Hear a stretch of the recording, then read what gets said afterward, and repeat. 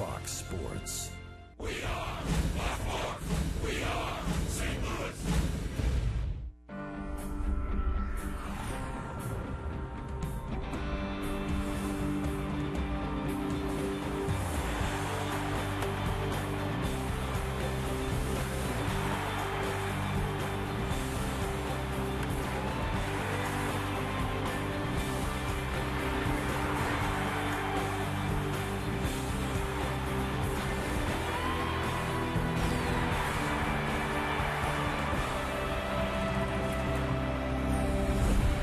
Welcome to St. Louis Cardinal baseball on Fox Sports Midwest. The Reds are in town. The Cardinals off to a fast start, winning 7 of their first 10 games. Lance Berkman back in the lineup tonight, as is David Freese. Glad you're with us. Rick Horton alongside Al Raboski. Now these two teams have played already this year. The Cardinals winning 2 out of 3 in Cincinnati. Everything has gone very well for the Cardinals. They won 2 out of 3 in Cincinnati. They win 2 out of 3 against Milwaukee and the Cubs at home. But look at it, as you look inside the numbers, they've out-hit the Reds, they out-slugged them, and they pitch better than the Reds. That's how you win games. We're going to take a closer look at what's going on inside the Central Division. We'll do that when we come back on Fox Sports Midwest.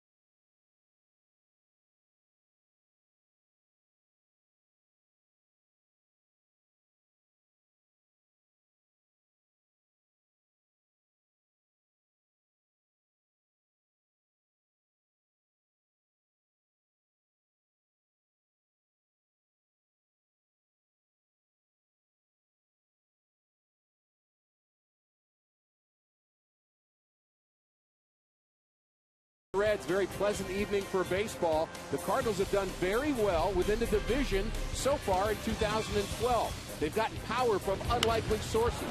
Shane Robinson went deep against the Milwaukee Brewers as the Redbirds won 2 out of 3 there. John Jay does the same, this time against Johnny Cueto. Tonight's starting pitcher, the Cardinals won 2 out of 3 in Cincinnati. Then it was Matt Carpenter delivering against the Cubs as the Cardinals won 2 out of 3 against Chicago. Brandon Phillips has been injured. Back in the lineup tonight. Cardinals and the Reds, more after this.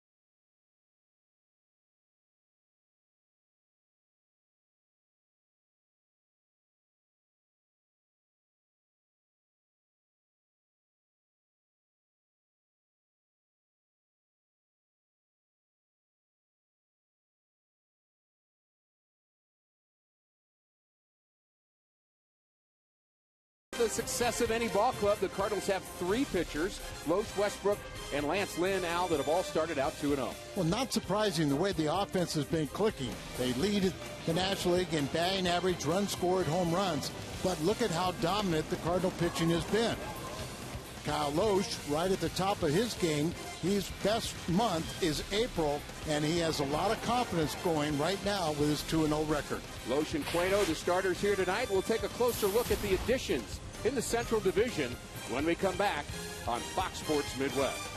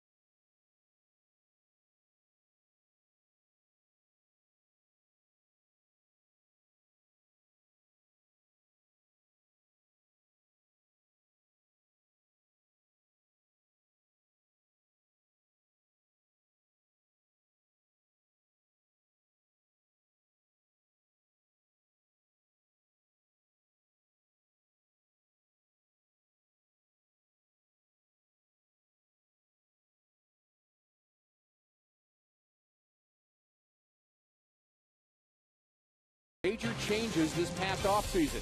We'll look at some of the most impactful departures from the division a bit later in this series. But up first, it's the 5 most impactful additions to the division. Here's Pat Paris.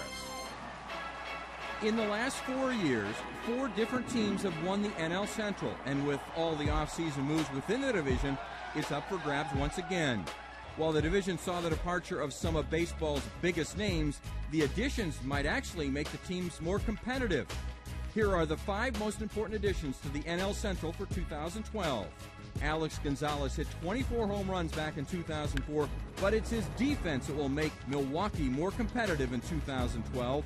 At shortstop, Gonzalez has saved the 2nd most runs in baseball over the last 2 seasons. Yuniesky Betancourt, the guy he's replacing, saved the 2nd fewest runs in baseball during that same time. Carlos Beltran is a 6-time All-Star, 3-time Gold Glove winner, but will be 35 years old at the end of April. If healthy, as he was in his All-Star campaign just a year ago, Beltran can prove there's something left in the tank. It wasn't that long ago that he was one of the most feared of all the Cardinals' opponents. Aramis Ramirez isn't new to the NL Central. In fact, he's the longest tenured player in the division's history. But even though he has the tall order replacing Prince Fielder, he might just be the perfect guy to do it. Last year, Fielder had just 1 more RBI against St. Louis than Ramirez. But Ramirez hit .343 against the Cardinals. Fielder, .233, 110 points lower. If anyone can snap the longest World Series drought in baseball, it's Theo, who helped snap the 2nd longest World Series drought just 8 years ago. But Theo had a running start in Boston with a few future Hall of Famers. In Chicago, he's got, well, a lot of work to do. 2011 was supposed to be his year, until it wasn't. The only pitch he threw was a ceremonial pitch before Game 1 of the World Series. As with most Tommy John patients, Wainwright's control is likely to lag behind a few months as his innings could be limited. But at age 30, it wouldn't surprise anyone if his name is back on that Cy Young ballot in 2012, making him the most impactful addition to the NL Central.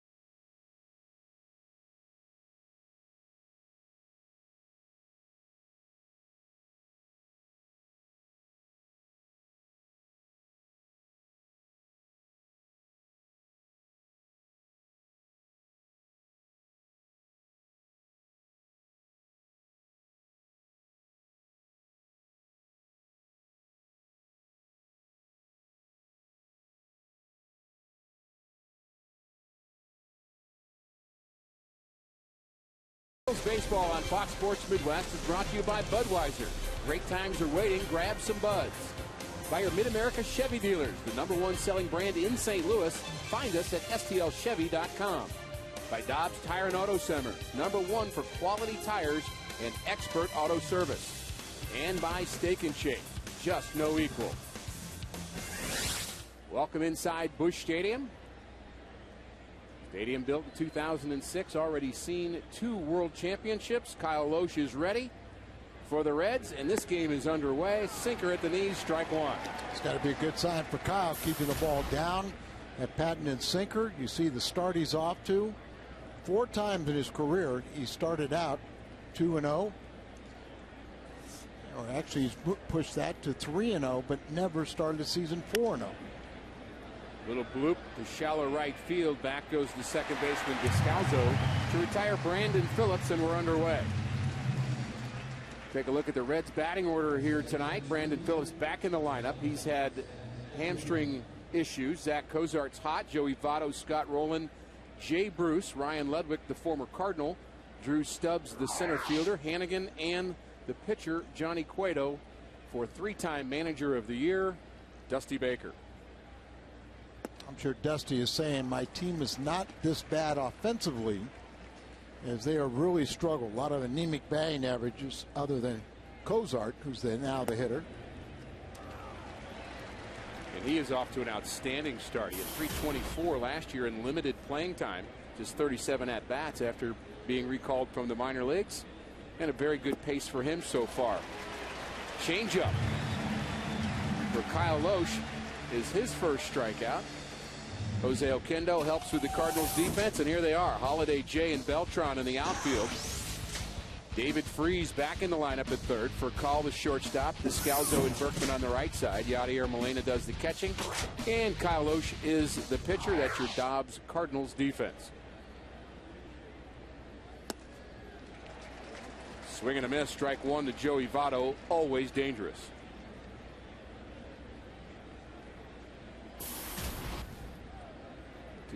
'10 most valuable player in the National League. He signed a huge contract extension. Check swing. Lohse has it on 1 hop. Can't get much easier than that for Kyle Lohse in the first. 1, 2, 3 for Call, Beltran, and Holiday when we come back.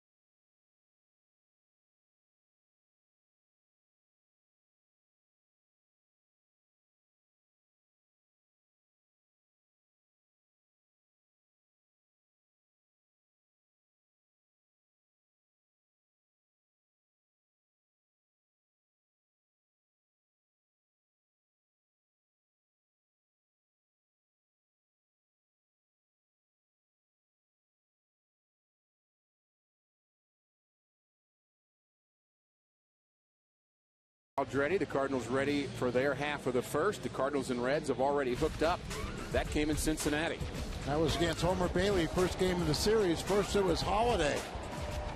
And then David Freese hits a 2-run shot to right field and finished up with Yadier Molina. Back-to-back pitches for 3 home runs in the first inning in a 4-0 lead. Here's the Cardinals lineup here tonight. Rafael Furcal, the switch hitter, will bat first, followed by another switch hitter, Carlos Beltran, then Holiday, Berkman, and Freese in the middle. Yadier Molina, John Jay, who hits Cueto very well, Daniel Descalzo, and Kyle Lohse. A lineup for the Cardinals against the right-hander Johnny Cueto. Johnny's 26 years of age now. He had 7 shutout innings in his first start. And by the way, that's the only win by a Red starter this season. He did pitch against the Cardinals, pretty effective until he kind of got tired out after a 14-pitch at bat by Komatsu, and the Cardinals scored 3 runs. It was a 3-3 tie when he left that ball game. They eventually won it on a walk-off in the 9th. Cueto is good. He can be very good, and he misses on the first delivery to Furcal, who's at 293. Roland taking the bunt away from Furcal at third. And another fastball high, 2-0. You see Scotty Rowland way off the line, but playing in on the graphs. Furcal likes to slap the ball the other way, and he takes a big hack there, comes up empty. Call a switch hitter. His natural side is right-handed. He's batting .500 from that side, 4 for 8, just .242 left-handed.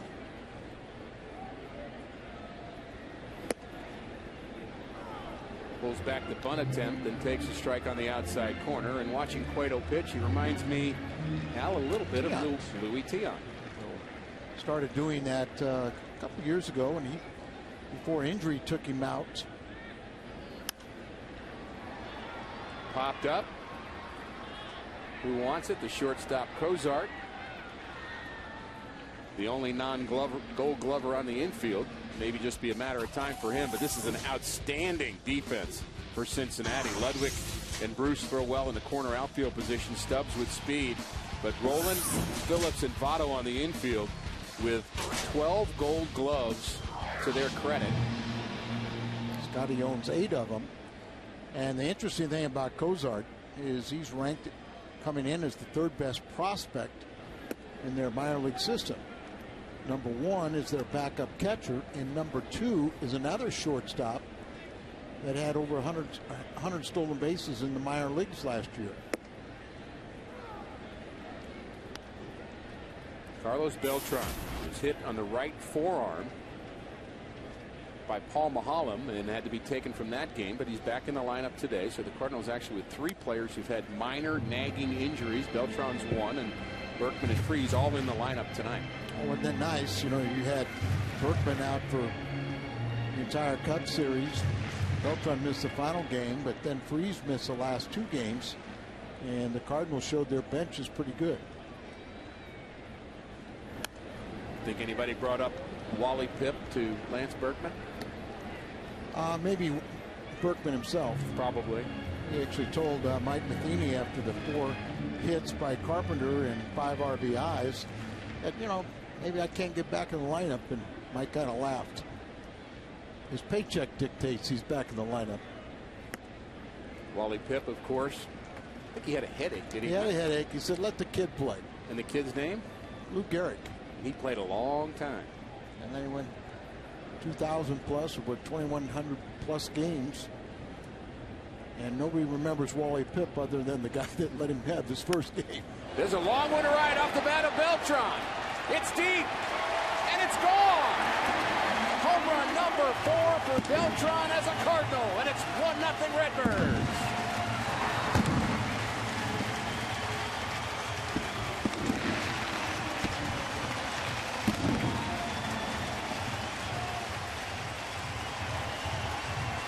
Everybody wonders, how do you replace Albert Pujols? You don't replace him, but what you do is you ask Beltran to have another all-star campaign. You ask David Freese to stay healthy, and his production, you know, will increase. Molina is a much better hitter. Holiday stay healthy, and when you look at it all, they make up the difference and account for the production that Albert had.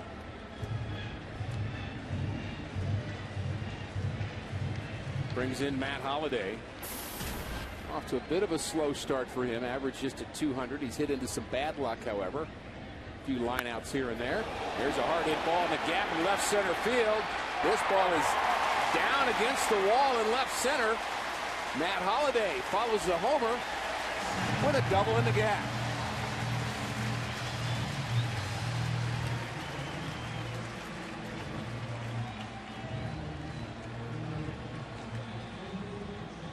Beltran has given the Cardinals the lead, and here's the delivery from Cueto. You can see sort of set up on the inside part of the plate.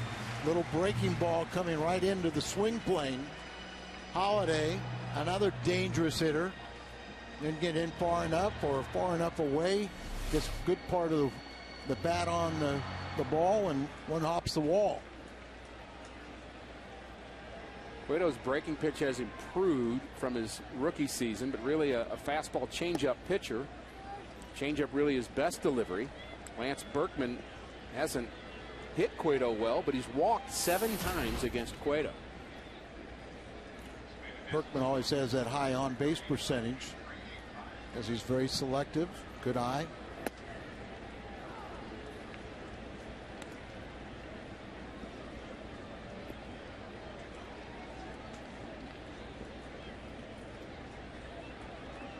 Playing deep for Berkman. 5-game hitting streak for him.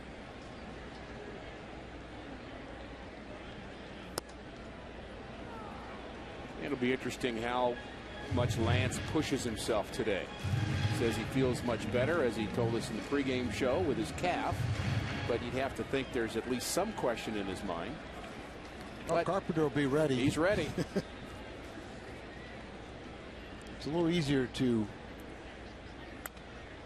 to not get the start after you had a four hit game, 5 RBIs. Sit on that bench, you go, okay, I'm ready, skipper. You want to call upon me, but the thoroughbred is in the lineup.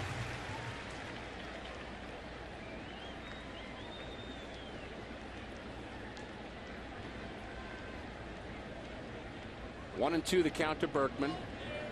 Cueto doesn't like the sign and asks Hannigan to go through them again, with Holiday the runner at second.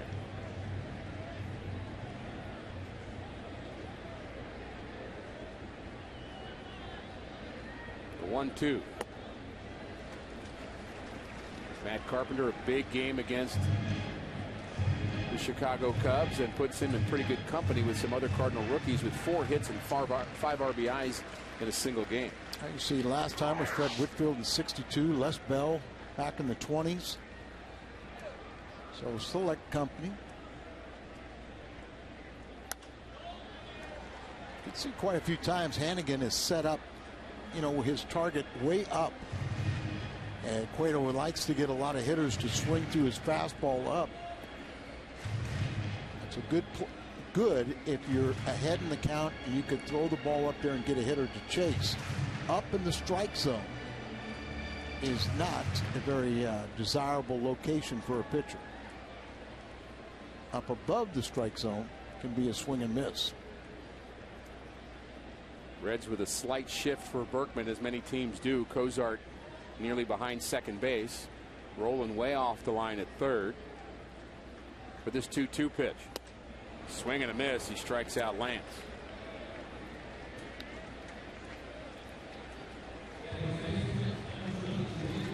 Let's take a look at our Toyota keys to the game. Here's the records of our 2 starting pitchers, Johnny Cueto and Kyle Lohse, against the teams they're facing tonight. Their last 4 starts, Kyle Lohse has the best of Cueto.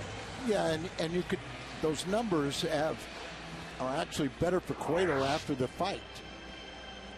But still, in this matchup between, and numbers wise, the victor would be Kyle Lohse and the Cardinals.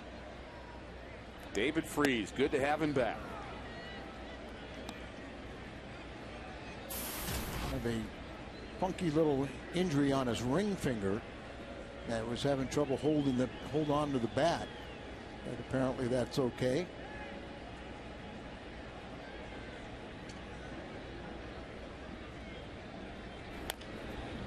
So they try to jam him, and that may be one of the things you think about as a Cincinnati Red. If a guy has an issue with a finger, get in his kitchen. Old school. That's right. Hand injury, something like that, just jam him. I think with a little warmer weather, that finger will be not a problem. But that is a way to exploit a hand injury, is to pitch inside. 0-2 to Freese. Cueto set, and he misses.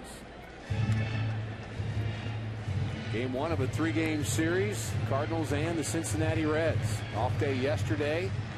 Cardinals won 2 out of 3 against the Chicago Cubs, and it's a nice night for baseball here at Busch Stadium. Rick Horton with Al Roboski, and we're glad you're with us. Good start for the Cardinals. 3 series against Central Division opponents, and they've won all 3. Fastball catches the corner. Freeze doesn't like it. 2 strikeouts, but the Cardinals' power strikes again.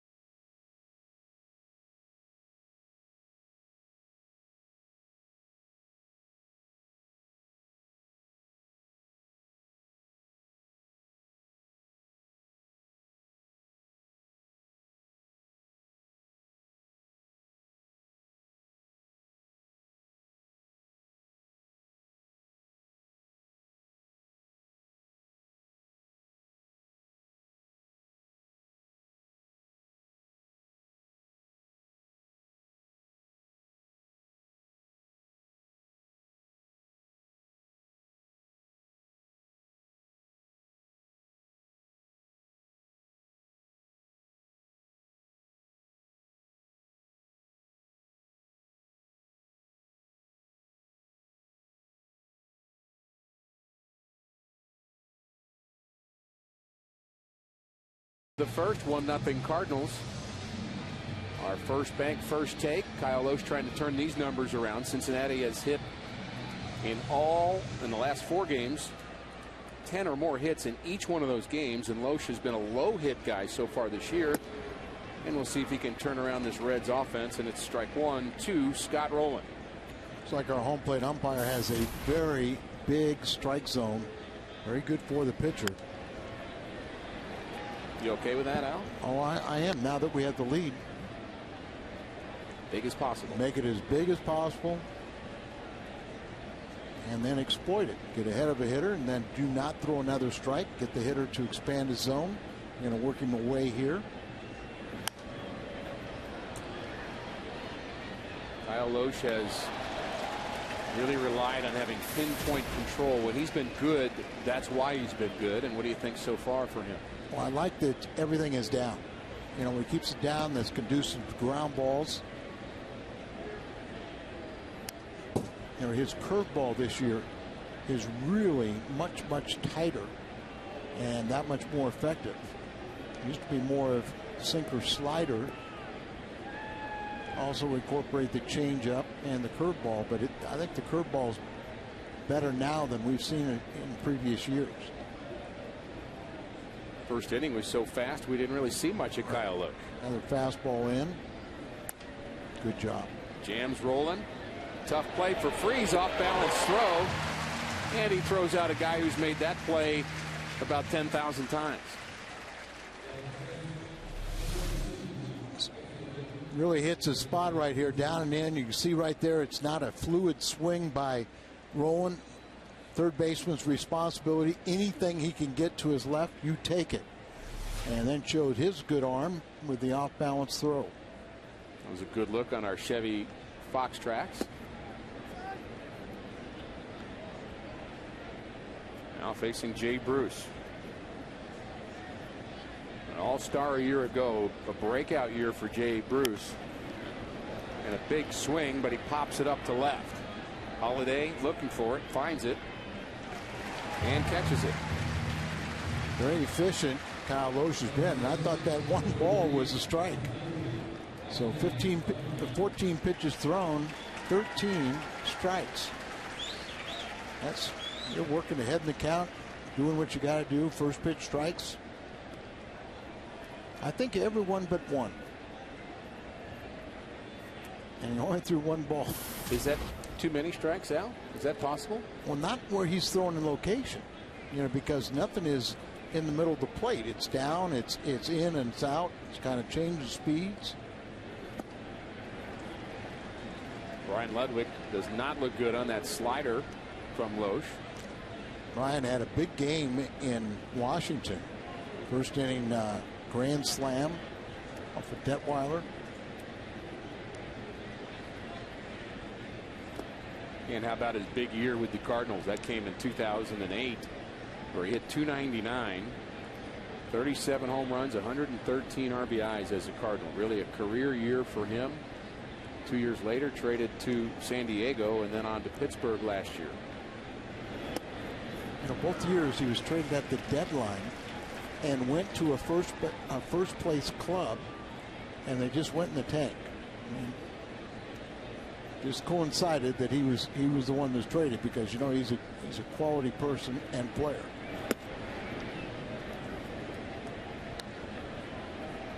And Ryan also told me that he and his wife will be expecting their second child this offseason. Very nice. He's jammed. Not played by Berkman, but flipped on to Lohse. Ludwig was not expecting that pitch.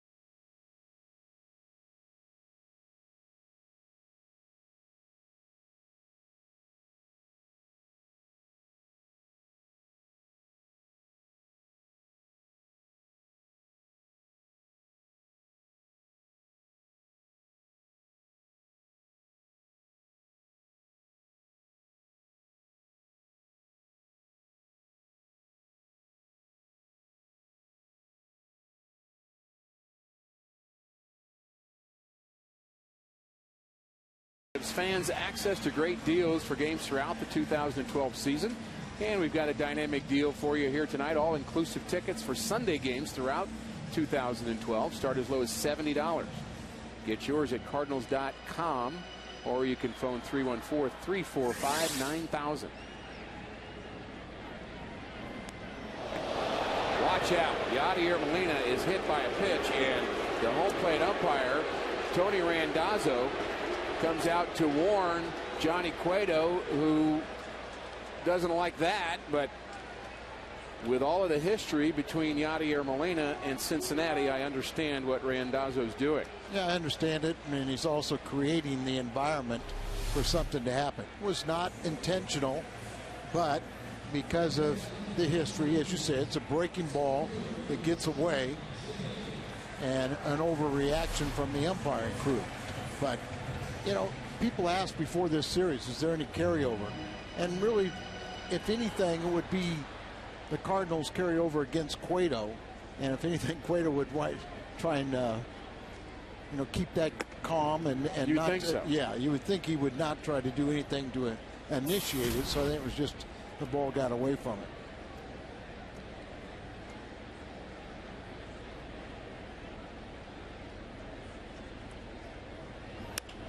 Here's a line drive up the middle. Another base hit for John Jay, who's hit Cueto very well. He was batting .500. He was batting .500 prior to this with 3 home runs, including his first home run as a big leaguer. That came on June 1st, 2010, off of Cueto. He's got 2 more since then.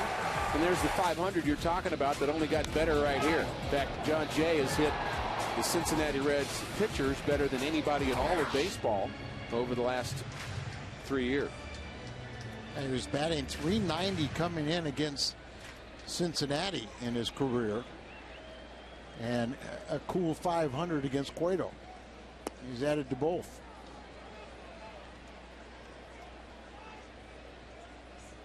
Slider, strike one to Daniel Descalzo. Oquendo flashing the signs to Molina at second and John Jay at first. Descalzo essentially has become Cardinals' regular second baseman. Ground ball to Cueto. He's got it on the second for one, and he can't get it out of his hands. Well, Cozart just stayed right there at the bag, and John Jay did what he was supposed to do. You just go in there, you flip them if they're right there. Just a nice, clean, hard baseball. And it's really the shortstop that hung himself out to dry. See him right there? He couldn't get the exchange. He Sam's right there, and that allowed John Jay to get on top of him. And the reason you do that as a base runner is because you're trying to disrupt that return throw. One, it keeps you away from the double play, and two, maybe you throw the ball wildly. And in this case, the Cardinals would have picked up the second run. Lohse set to bunt. Back to Cueto. Cueto checks the lead runner and then barely gets Kyle Lohse at first. All of a sudden he realized maybe I should worry about Molina as well, and turned at the last second and almost missed Kyle Lohse on the successful sacrifice.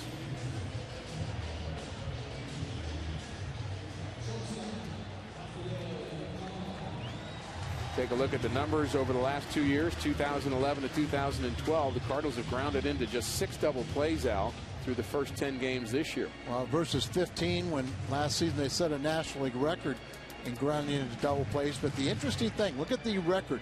4 and 6 with 3 blown saves. That's 3 more victories. So they would have the same 7-3 record if they didn't have all the problems they had in the bullpen last year.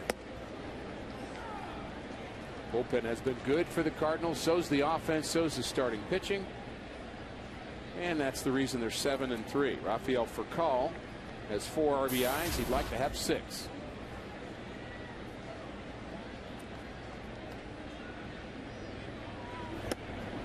Check swing. Larry Vanover says he did not swing at that pitch, so 1-1 to Furcal. Molina was hit by a pitch to start this inning. Descalzo reached on a fielder's choice following a hit by John Jay.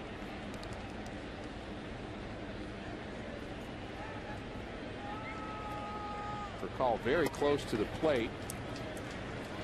You always get the sense that guys up on the plate are daring you to pitch them in. But that's where they like it.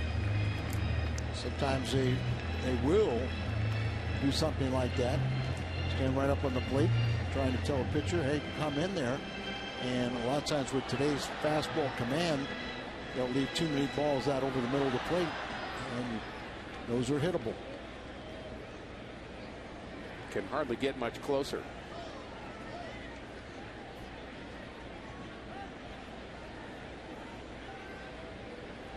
Cueto and Hannigan having some confusion on the signs for the second straight inning. And they're going to talk about it. Ricky, both these starters are facing a team in back-to-back starts. A lot of times, if you were good in that first start, don't try and change your pitching pattern. If you were successful with it, continue to pitch the same way and until they prove that they can hurt you. Don't overthink. That's right. If you got them out with one way, continue to do it. 3-1 to Furcal, and I don't think he wants to face Carlos Beltran with the bases loaded. A lot of times a pitcher will think, you know, well, they saw me last week, so I've got to change it up.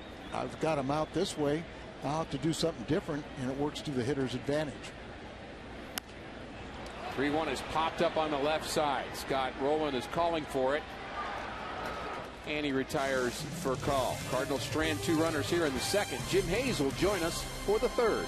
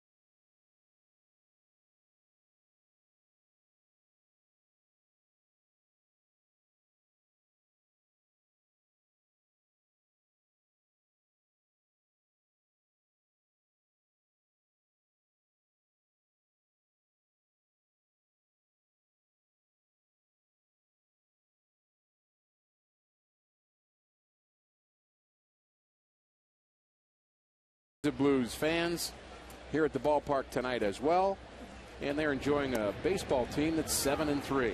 Kyle Lohse out for his third inning of work. Rick Horton, Al Raboski, and Jim Hayes for the third. Kyle Lohse has had 6 up and 6 down. I think John Kelly looks great in his postseason. I love listening to those guys too. Great. Nothing like playoff hockey.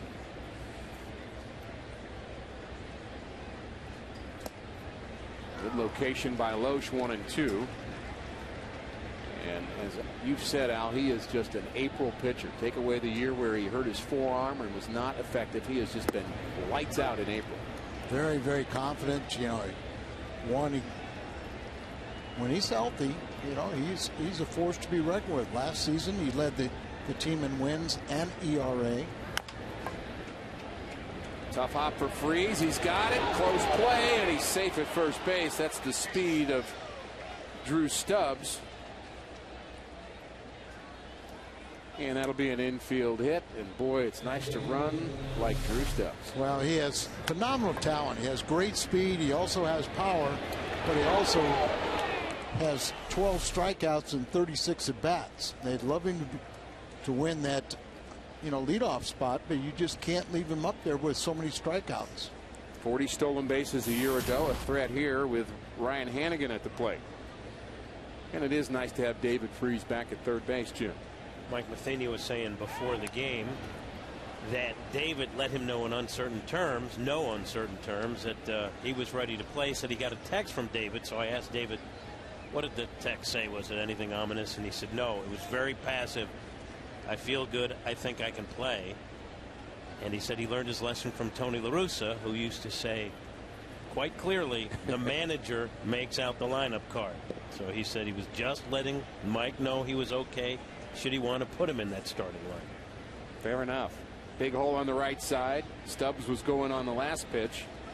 Not going here. There's a line drive base hit to right. Beltran charges it. Stubbs is going to try for third. Here's a throw from Beltran, and he is out at third base.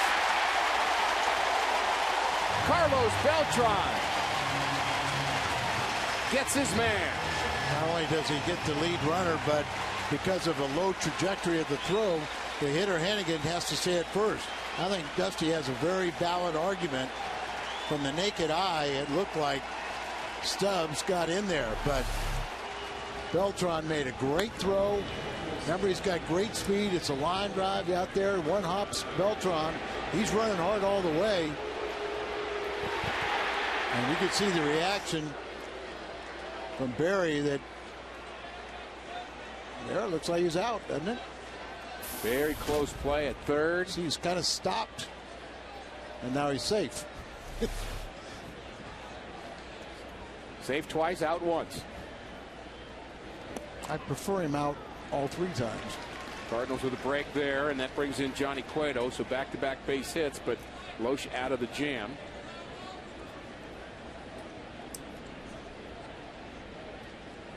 One nothing Cardinals. Lohse has been very stingy with the hits so far this year. Just 6 hits in 13 innings coming into this game. There's a bunt back to Lohse. Cueto jogs to first. He's retired. Out number 2. Well, Jim, you also have an update on one of our favorite Cardinals. We haven't talked about him yet on the telecast. That's Skip Schumacher. Skip is rehabbing in Memphis. There had been some talk about when the Cardinals would bring him back up, and Mike Matheny says no immediate plans. They don't want to push him. Same with Alan Craig, who's had extended spring. Not even quite ready for a rehab assignment, but both guys, Mike, very clear. They want to give him time. They don't want to rush him, and they feel like maybe before with other injuries, these guys pushed it a little too hard. Maybe Alan Craig especially. He was making progress, and then he had like 10 at-bats in the minor league multiple games one day, and they came up stiff, and he's been kind of on hold until recently. But that's the best thing that can happen with a 7-3 start. You don't feel like you have to rush these guys until they're fully ready.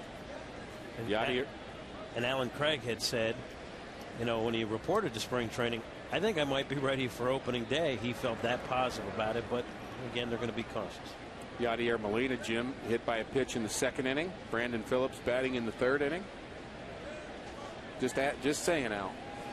Nope.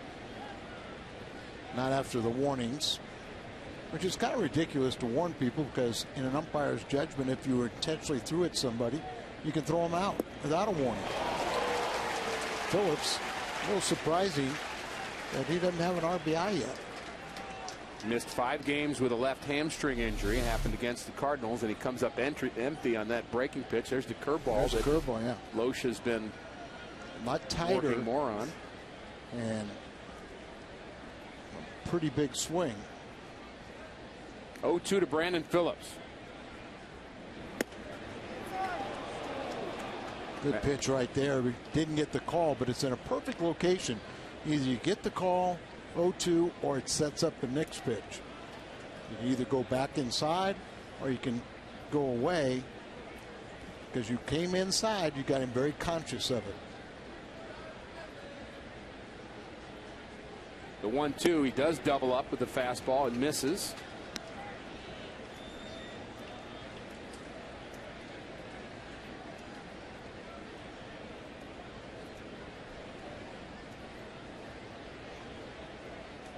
Two-time All-Star Brandon Phillips.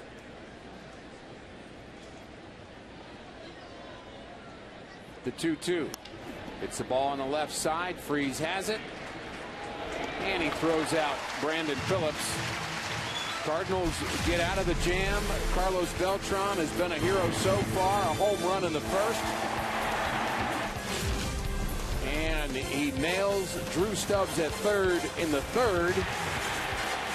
And it's 1-0 Cardinals. Beltran to lead it off for St. Louis.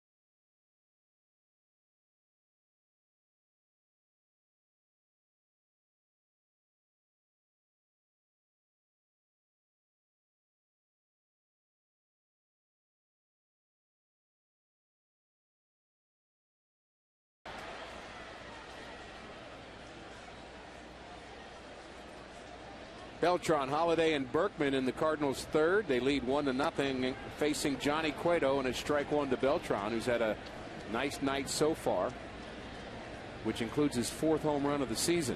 Batting from the left side. Soft liner to center field, shallow center field. Stubs on the move, and he can't get it. So 2 hits for Carlos Beltran. You can follow the Cardinals with MLB.com @bat12 for your iPhone, iPad, Android, and Windows Mobile. Get live audio, pitch tracking, video highlights, and more. All you're going to need to do is text @bat to 31826 or visit Cardinals.com for details. Matt Holliday doubled in the first, and Jim Hayes, you had a chance to visit with Mike Matheny on Matt Holliday, and he believes he's ready to break out. Basically said he's there, ready to break out. He said the last few games, you can't tell by the scorebook. Obviously, Holliday's numbers aren't where he'd like them.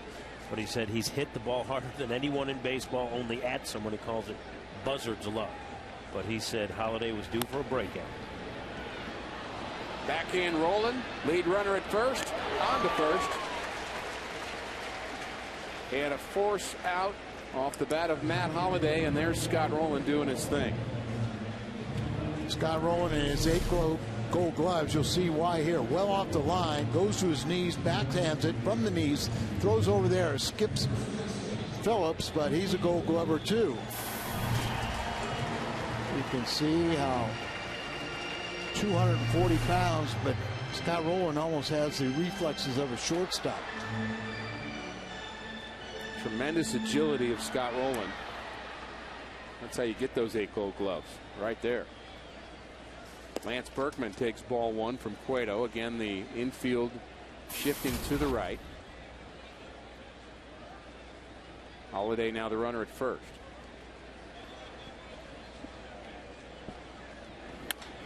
Line drive up the middle, base hit for Lance Berkman, and he hit that ball right on the nose. That's one of those baseballs I would guess Johnny Cueto heard as it went past him. Right, his momentum pulls him to the first base side, and otherwise he gets nailed in the back. You know that sound, that little kind of buzzing sound? Nobody's ever hit a ball off me. Okay, Al. You buying that, Jim? Were you ever drilled? Oh, many times. Many times. I used to like Jay Randolph, but one time Dick Allen hit a ball right back through the box, and they replayed it about 50 times trying to figure out how it missed my head. And you don't want to be hit by a batted ball from Dick Allen. No. But you do like Jay now. Yes, I do. Right. He's the best. I got over Good it. man. David Freese. Jay will continue to do features for Fox Sports Midwest. He did some for us last year and really a fixture in Cardinal baseball. And we look forward to all our telecasts throughout the year on Fox Sports Midwest. And how lucky are we to have Jim Hayes with us? Well, you need Jay to class up the joint after me. Right, Al? He's smiling. I'm on my best behavior. Best behavior.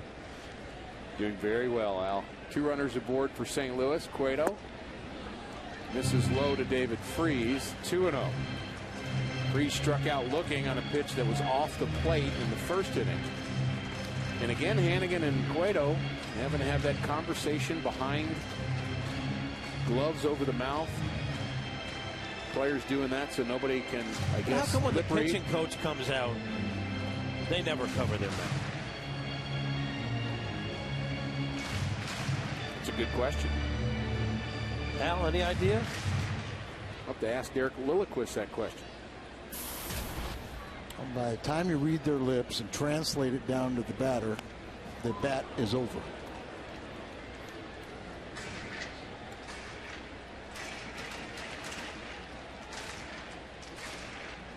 So good to see Freese, Berkman back in the starting lineup. But how about how this offense has continued to hum along, even with backups?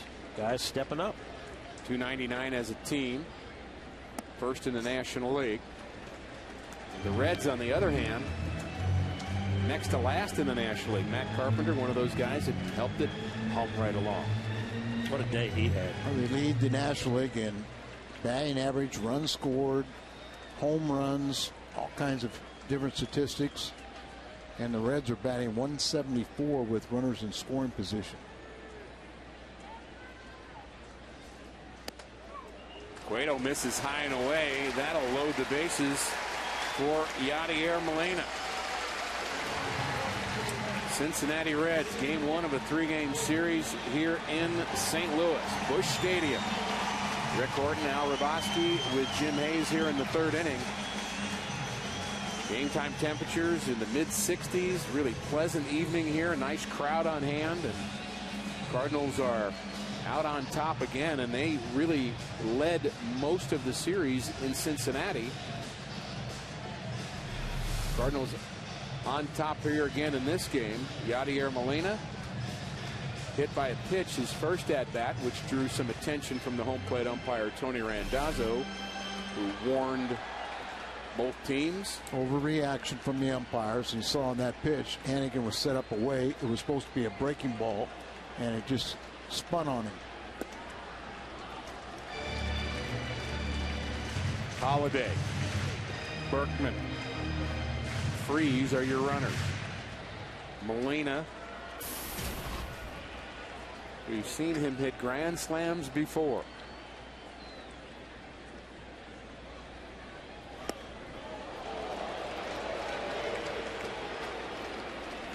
Molina has 10 RBIs. Freeze leads the ball club with 11. And Matt Carpenter also has 10 RBIs.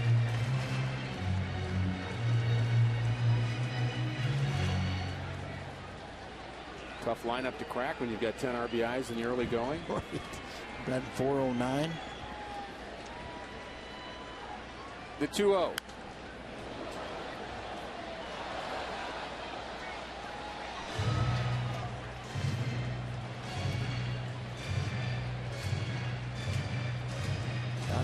Usually so good at putting the ball in play.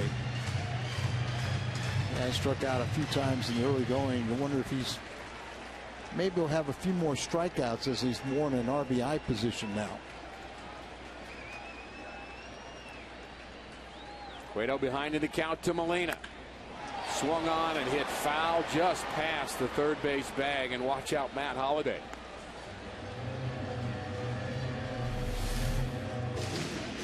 Always take your lead in foul territory, because if you're hit by that ball, it's dead ball. Nothing happens. Another thing what you do is when you're walking back, you take your lead straddling the line. In case somebody wants to throw, you're kind of a blocker running interference. Popped up on the right side. Votto gives chase and makes the play. Cueto retires Yadier Molina, and that's a big out for him. Cardinals are smelling a big inning here.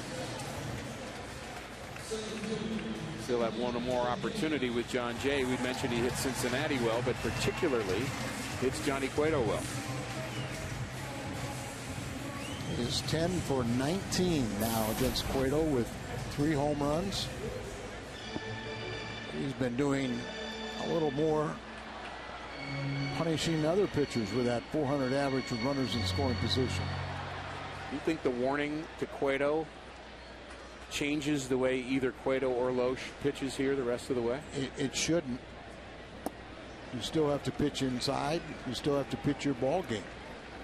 And that's what, you know, and when the way they've changed the rule now, when you warn people, it's not automatic.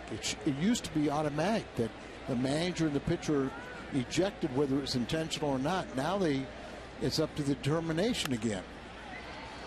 And that leads to a lot more arguments and bad feelings. Still, you get the warning. It's got to be in your head a little bit. You can't think that way. You got to pitch your ball game. If you change, if right now it says I need to jam this guy, you know, you've got to go and do that.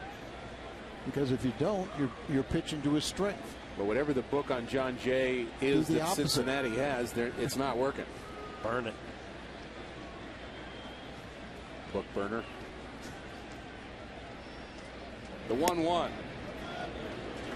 On top of the outstanding offensive output by John Jay, we've seen so many occasions this season where he's cutting off balls in the gap defensively, saving an extra base here or there. He's really become a very good outfielder, in my opinion. Fundamentally, he's very sound. And for a young player hitting well, it works on every aspect of the game. See right there, he tried to come inside just off the plate. But if it says you got to pitch inside, you got to continue to do it. And even though that clearly was a ball, it's almost too close to take. But a great hitting count now, 3-1. Ground ball to second. Phillips flips to Cozart. And the Cardinals do not tack on here in the third inning. They strand 3, 1-0 Redbirds.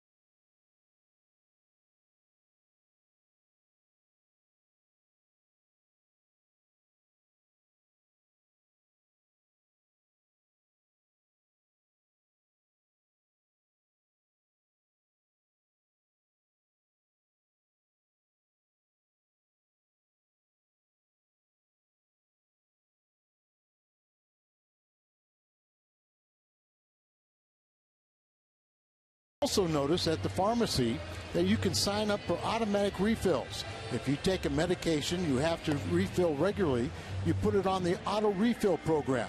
Schnucks will refill the prescription for you and have it ready at the pharmacy, so when all you have to do is stop by and pick it up. They'll leave you a phone message to remind you when it's ready. Just ask your pharmacist, in my case, Mike and Larry, and sign up online for snooks.com/pharmacy. And by the way, my former manager, Dave Berkemeyer, congratulations Dave and Ann Berkemeyer on the birth of their new granddaughter, Madeline. Outstanding. Dave got promoted.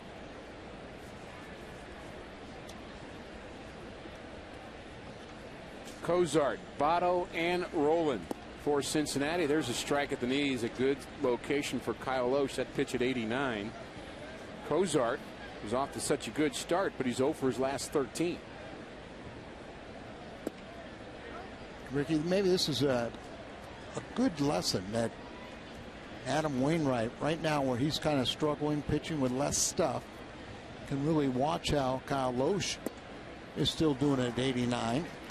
You know, I think in time, and it may be take until June, that Adam may get back to that 93, but you know, it's kind of the psychological, you know, disadvantage where you don't have the velocity that you had earlier.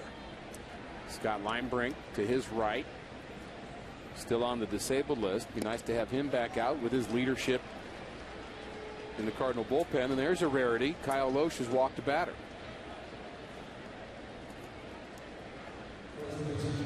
We'd like to invite you to go to carsoup.com/Cardinals and provide some email questions for us. It's our email the booth feature that we'll be dealing with later on today. We look forward to seeing your emails, and we'll be glad to answer the question here tonight. Strike one to Joey Votto.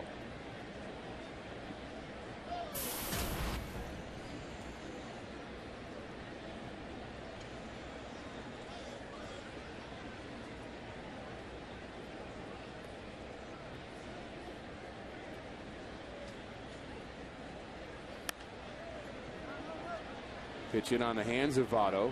Lohse now ahead in the count, but we've seen Votto become a very good hitter when he is down in the count. He is just an outstanding player. Gold Glove a year ago. We mentioned the most valuable player in 2010. A couple of All-Star games, and he's just 28, and he has a pretty nice, hefty contract. But the option is for 2024. Still has a couple years remaining on his existing contract, and then he signed a 10-year extension.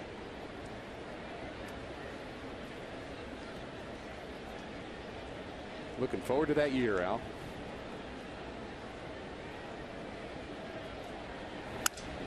Jams Votto, but it's a base hit to left. That's what good hitters do. So now two base runners in the Reds' fourth. That's how they began the third, but they weren't able to pick up a run. On Missouri Lottery Fox tracks. Set up away, and you see the ball come back up the middle. Well, it wasn't a flat out mistake, but a better piece of hitting. His ball had movement, came back over the middle of the plate, but still you would think, down in the wheelhouse, he had to fight that off a little bit and muscle it to left field. Scott Rowland hitting just 118 in the early going. Rick, I also mentioned how the Reds are hitting 174 with runners in scoring position.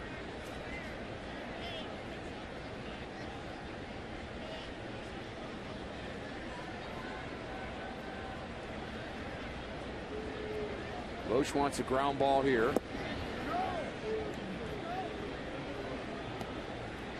And that number you just gave out, part of the reason why the Reds have only had a lead one time in their 3 games, now 4 games with the Cardinals this year, and that was the very last day swing of the bat.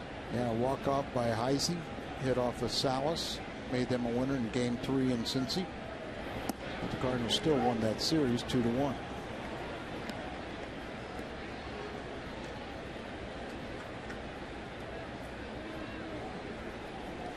Talked a little bit early in the ball game how it's kind of a big pitcher's strike zone. Well, it's tightened up a little bit, especially on the breaking ball. Yeah, all you ask for is consistency. Hitters will adjust if it's a big or tight strike zone, but whatever it starts out, you want it to continue from the first inning through the 9th inning.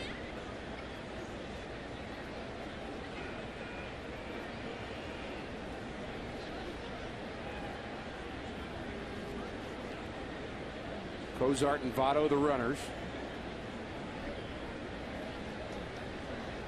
Lohse has given up 3 hits so far. Walked 1, struck out 1. Facing former Cardinal Scott Rowland. Here's that average, 174. Runners in scoring position. Pirates off to a rough start as well. The 2-2. There's a strike on the inside corner. Rowland doesn't like that call, but it's strikeout number 2 for Kyle Lohse. Way away. Now they got him thinking away, and tough pitch. Too close with 2 strikes, but you can see why Scotty objected to it. Maybe we're back to our big strike zone. Tony heard me. Tony Randazzo. That's the kind of pull you have, Al. Jay Bruce. Very dangerous batter from the left side. You really think about how dangerous he is in Cincinnati too, Al, with a ballpark that, well, just can't hold him. 32 home runs a year ago. He got a little pull happy. He said he wants to use more of the field, but he's kind of searching for it right now with that 200 average. Changeup way out in front is Jay Bruce, 0-2. Young hitters, especially power hitters, very susceptible to that changeup.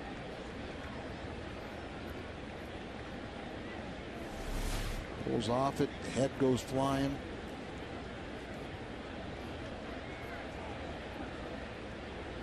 The 0-2 to Bruce. Waste pitch high. That just for effect, so he can follow up with what, Al? Well, he has so many different weapons, but right now he could throw any of them. Change up, breaking ball. Wants this probably a breaking ball. Molina's asking for it down. Fastball paints the inside corner, and Jay Bruce is caught looking. So the zone continues to expand per Al's request. Back-to-back strikeouts for Lohse. 90 miles an hour, but almost looked like a changeup, didn't it? And Yachty was calling for it, like bouncing. That might have been a decoy with the runner out at second base, thinking that he may be relaying signs to the hitter. Ryan Ludwig, the last chance for Cincinnati here in the 4th inning. He has not looked good on the off-speed pitches at all in the early going. Ludwig, one of those guys that we saw him for a number of years, very streaky hitter. When he's hot, he hits everything. He can carry a ball club. There was a slider off the plate. He's swinging at the fastball. Always considering to be a low ball hitter. And obviously he likes the fastball.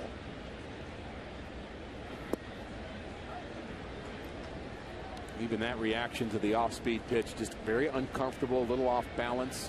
First time up, he hit the ball to first base, a little soft liner, and then Berkman dropped it. Lohse was covering, but it was slider on the first 2 pitches. He had the same count, 1-1. Another slider, and he lays off it. Leadoff walk out as Zach Cozart started this inning. Then a base hit by Joey Votto. Jam shot to left. And back-to-back strikeouts of Roland and Jay Bruce. Lohse trying to get through this inning as he did in the 3rd. Off-speed pitch way out in front. There's Ryan Ludwig.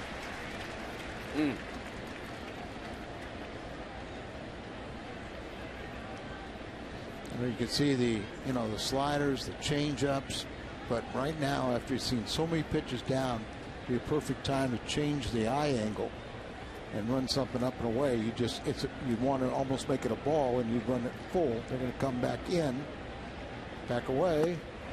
Slider strikes out Ryan Ludwig. 3 strikeouts in a row for Kyle Lohse. He gets Roland and Bruce. And now Ryan Ludwig to strand 2 more Reds. The Cardinals lead 1-0.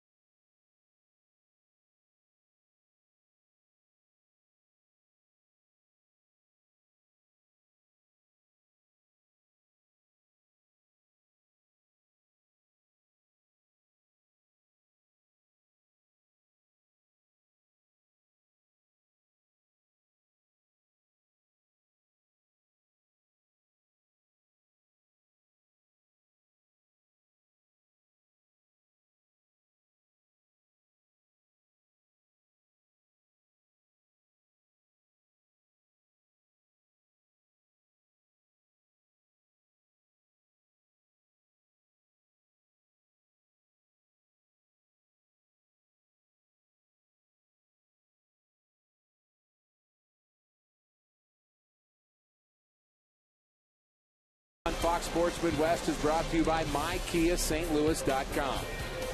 There's no curfew for late night cravings, so stop by Jack in the Box, where the entire menu is available all day long. And by the new wireless receiver from AT&T Uverse. Visit att.com/freeyourtv.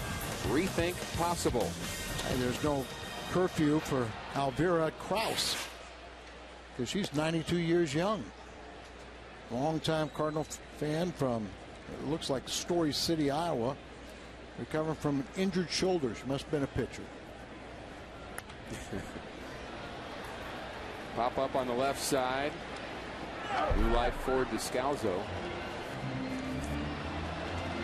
We just showed you a nice shot of the UMB Bank Champions Club and one of the World Series trophies that's on display there. The 4 most recent World Series championships all resulted in one of those trophies and was celebrated here on opening day. I didn't realize it, because you say the Cardinals have won 11 World Championships, right, but they only have 4 trophies. The other ones count. Well, it was around the 60s when they started giving the trophies. So prior to that, you know, the Cardinals, it's kind of interesting. You know, Jerry McNeil has probably the largest collection of World Series. You know, at one point there were belt buckles, there were tie tacks, there were all kinds of different things that they gave instead of rings. But then he has been able to photograph almost every ring in, you know, throughout the history of Major League Baseball. I'm going with the trophy over the tie tack. Is that okay? Me too. Well, are the rings, they're awful the special. rings are nice too. And the ownership gets the trophy. But then all the players can get a replica. And by the way, if you have not seen the World Series ring up close and personal, it is stunning. Descalzo strikes out number 1, brings in Kyle Lohse. Major League on Fox season. Fox Sports is proud to support Boys and Girls Club of America, a place where youth can reach their full potential as productive, caring, responsible citizens. To learn more, visit greatfutures.org/Fox Sports.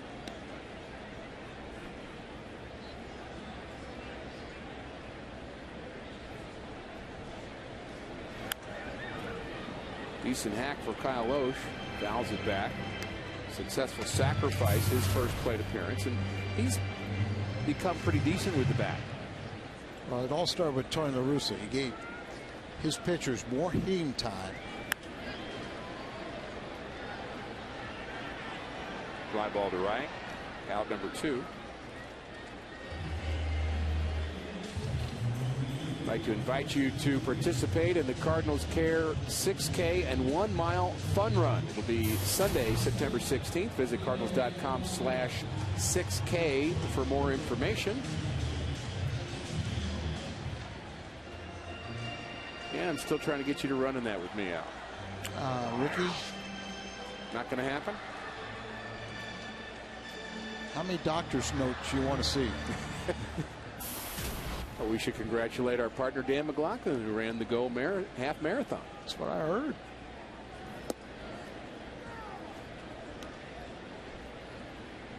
But I'm not going to get you to do this 1 mile. Not trying to make you feel guilty or anything, Al. You can't.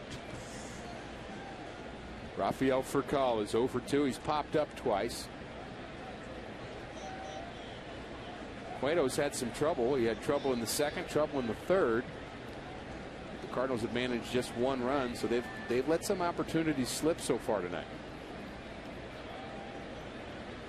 Yeah, they have missed some opportunities. They've stranded 6 runners. But part of the equation, the Cardinals will try and run that pitch count up. And it's not that bad. It's 67 pitching here in the 4th inning, but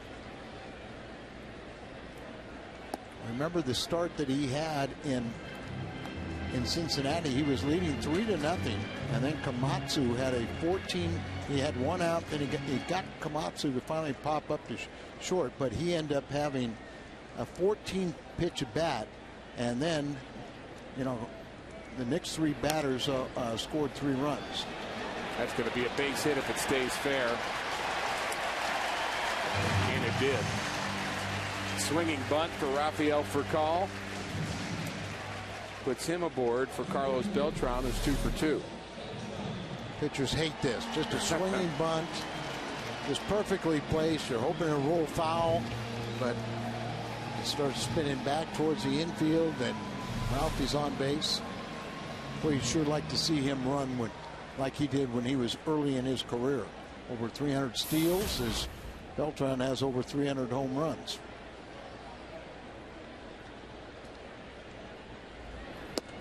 Makes me think of the game. Lenny Randall, I believe, was the infielder who actually went down on his knees and blew the ball foul. Which I think is illegal. It is illegal. Hard to imagine that's actually in the rule book, but but you can't do that.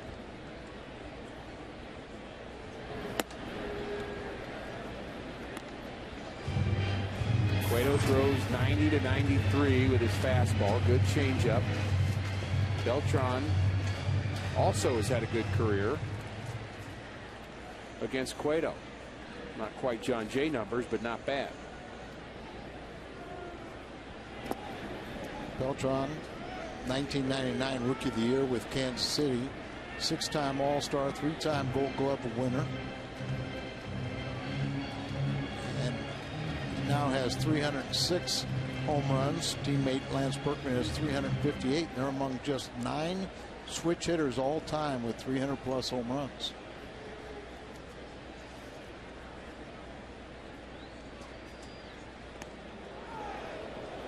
Quick move by Cueto, and Furcal looked as if he might be headed towards second base. Kind of was leaning in the air there a bit, and Cueto does have those quick feet and snap throw. You got to be careful. Furcal 2 for 2 in stolen bases. The Cardinals have been successful 6 out of 8 times this year. And it's something that Mike Matheny would like to have more stolen base. They only had 57 a year ago, and we saw in spring training he tried to encourage players that if you get that good lead, go off, use good judgment. Something else you can do with the veteran players. The Reds have only stolen 2 bases as a team. Cardinals 6 of the throw over. Game 2 of the series will be Jaime Garcia and Matt Latos. And the finale Thursday, Adam Wainwright and Bronson Arroyo. Latos they put an awful lot of weight on his shoulder.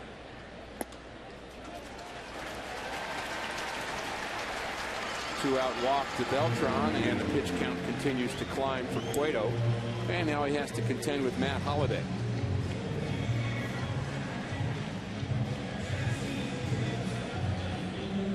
Second walk plus a hit batter. But we already talked about they've already stranded 6. A couple more out there, so you want to have one of those timely hits. Outfield very deep for Holliday, particularly in right field. He has power everywhere. Washington Nationals have beaten the Astros today 1-0. The Nationals, the Dodgers, and the Cardinals are the division leaders as of April 17th. Dodgers off to a good start, and they're playing Milwaukee. They can help the Redbirds.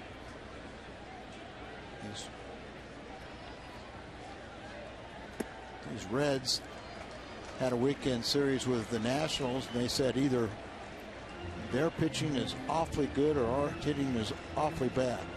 Probably a little combination of both. Chris Spire, bench coach, looks on, and Cueto and Hannigan talk some more. Probably 5 times. I would say so. A lot of meetings on the mound with Hannigan and Cueto, who seem to not be on the same page. Cueto still managing to give up just 1 Cardinal run, but a dangerous at bat here, and he's behind in the count to Holliday. The 2-0, big swing, just a little bit late.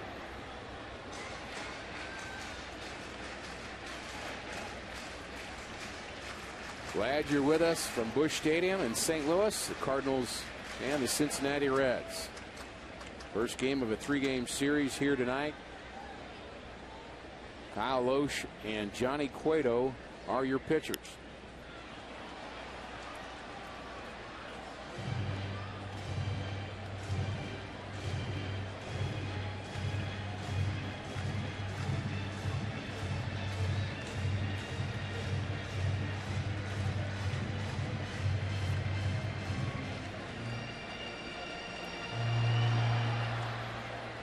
With 2 outs, 2 strikes, Furcal can get that big lead. He can almost be an umpire out there. He sees Holliday swing, take off. That's what he's doing, line drive, but it's handled by Ryan Ludwig. The good hands of Luddy. Buzzard's luck.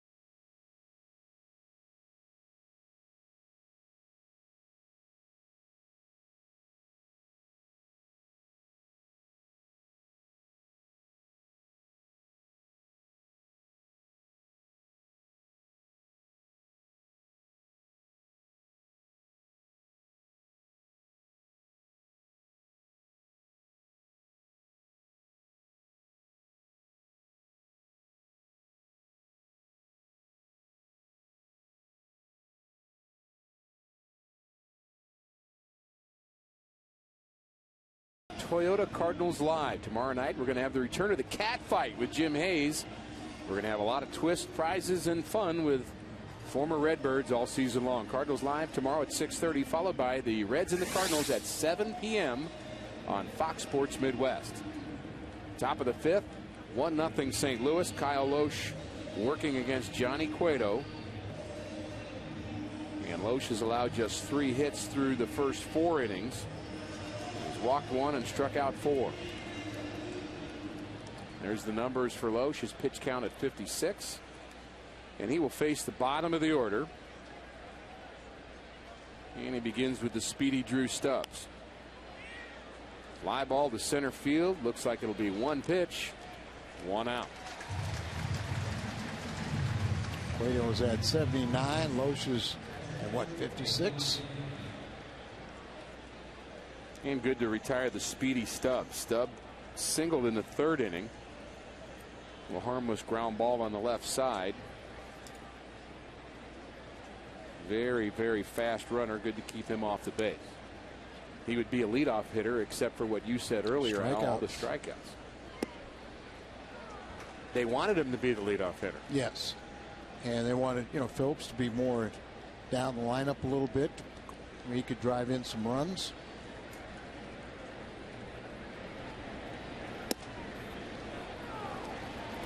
Or Kyle Lohse, this is his 3rd start of the year, and one consistent pattern has been getting ahead of every hitter. Can't be much better than 16 of 17 first pitch strikes. 70% is good. He's a whole lot better than that. He retires Hannigan. You just see how much confidence he has. It's just fun to watch when he's out there. And he's doing a very good job in a game like this where your teammates have stranded 8 runners. You just have to separate yourself from the offense. You pitch your ball game. Don't worry about what your teammates are doing offensively. Working fairly quickly. Pumping in those strikes.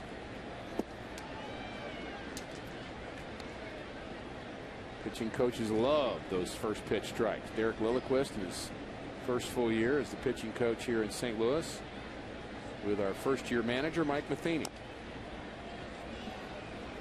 And Lohse has been able to throw any of his pitches for strikes. So it's not like, a hitter can go up there and just guess fastball.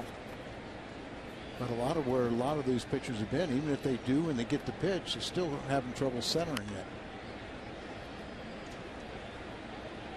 Thinking about our first-year pitching coach and our first-year manager, I think folks would make the mistake of thinking that these guys are timid and unsure about themselves. Both of these guys very strong-minded, and I imagine there's going to be times where they'll butt heads about decisions, but they're not afraid to be tough. Both of them do it in kind of quiet ways, but they're very sure about the game of baseball. And very confident. I talked to Mike about, all right, there hadn't been one thing that's kind of fooled you, and he goes, nothing's fooled me. He said a couple times I maybe didn't react quick enough to something that, it wouldn't show up. None of us would know it, but, he saw something and it just was maybe, it was a little slowed on the draw, but I mean, it was way ahead of what we were thinking.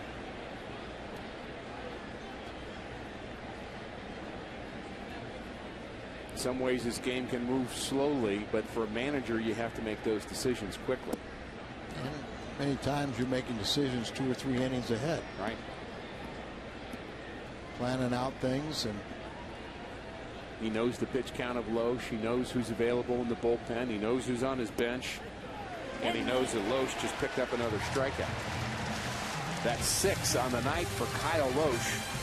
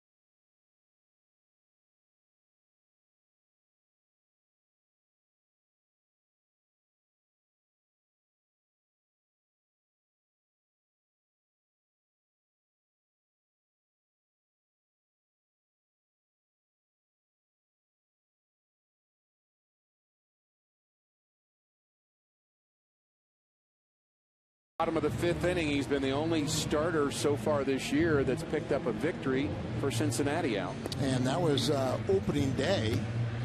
You know, he pitched 7 shutout innings, got the victory.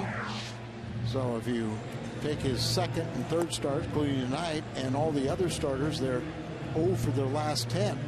The only 2 wins they have out of their bullpen have both been by Chapman. And one of those was at the Cardinals' expense. You wonder about the future of Aroldis Chapman, who pitched very well against St. Louis in Cincinnati. He's just such a dramatically improved pitcher in terms of his command. Still throwing in the high 90s. They said he was just enamored with the triple digits. Now he's only pitching. He's dropped down comfortably to like 97, 98, and he has so much better command now. Poor guy. Yeah. Cruise control at 97. Strike 1 to Lance Berkman. Struck out and singled.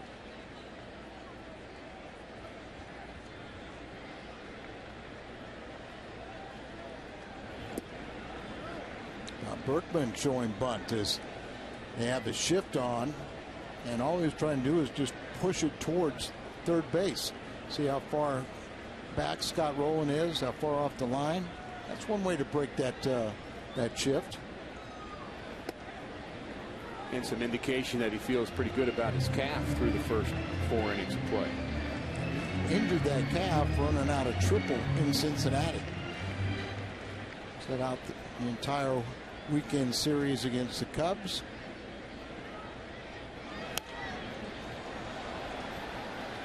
He and David Freese both sat out Sunday, but they felt good enough that they could have pinch hit. And then with the off day on Monday, they both, Mike Matheny knew that they were available and could put him back in the lineup. And speaking of triples, Cardinals have done that 5 straight games. 5 straight games, hit a triple. Matt Carpenter has a couple of those. The 1-2 to Berkman. Way high.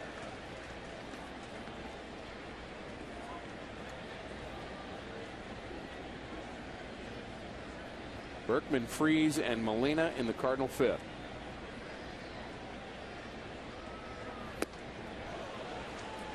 Swing and a miss. Berkman. Strikeout number 4 for Cueto. Cardinals Magazine is a true keepsake for baseball's best fans.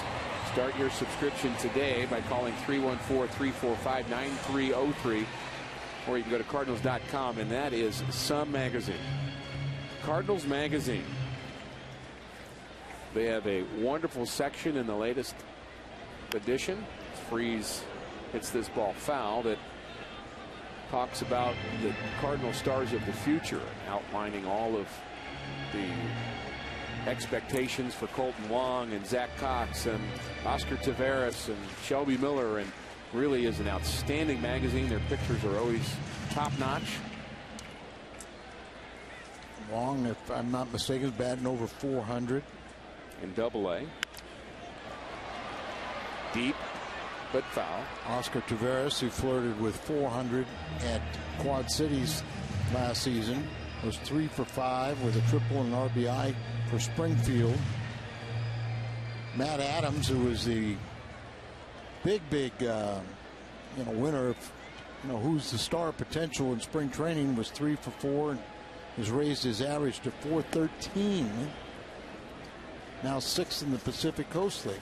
That's the big power first baseman who led the Texas League in home runs and RBIs, player of the year. Got to look at John Mozeliak, the Cardinal general manager. He has to be pleased with the prospects that the Cardinals are piling up in the minor leagues. Late swing by Freese, an awkward swing, and another strikeout for Cueto. Well, he doesn't seem to be getting tired yet. That pitch at 93, pitch count at 88. But if he went ahead and had one of those Komatsu bats at bats, he'd be out of the game after this inning or that at bat. How about Justin Verlander last night? Went 131 pitches in his complete game, and the final 131st pitch was 100 miles an hour. He threw He threw the last batter. It was 4 pitches, 3 fastballs all at 100, and an 88-mile-an-hour slider. Ground ball to short. Cozart. Bravado. Very easy 1-2-3 inning for Cueto. We're through 5. Cardinals lead by 1.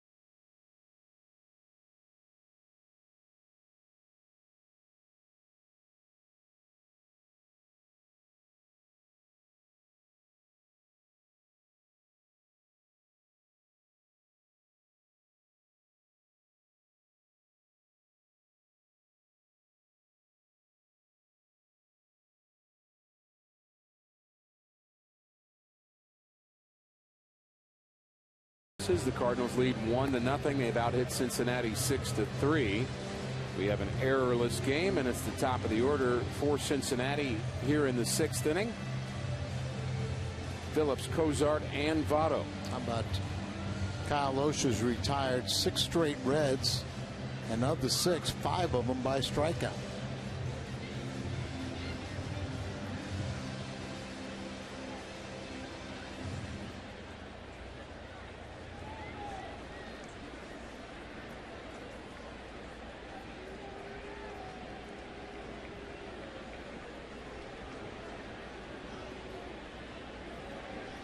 Brandon Phillips, always a dangerous hitter. A lot more power than you'd think.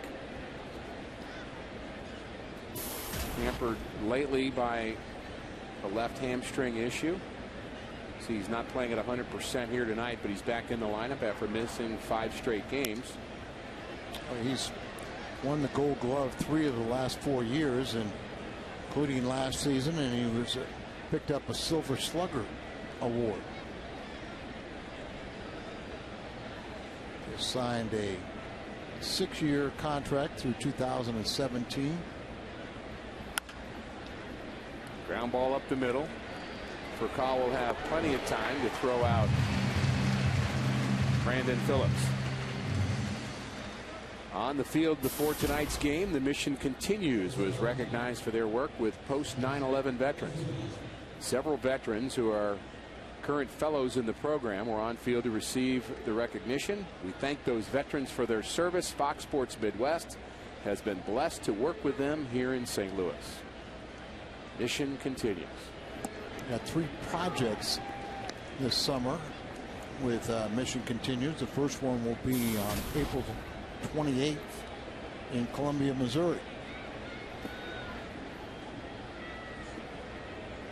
And I know that's an important effort to you, Al Raboski. I'll be there. And be there that day for a project. Get a lot of the veterans back involved in their community, doing some civic progress.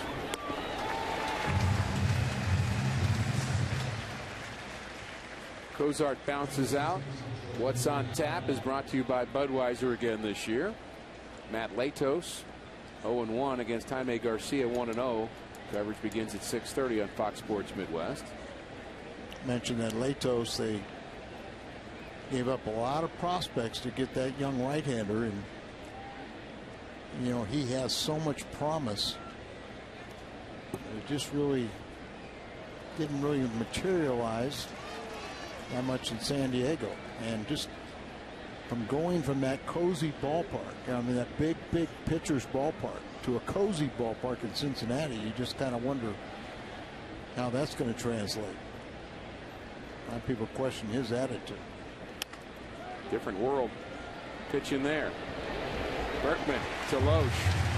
3 ground balls, harmless ground balls in the 6th. Walt Jocketty looking for some offense.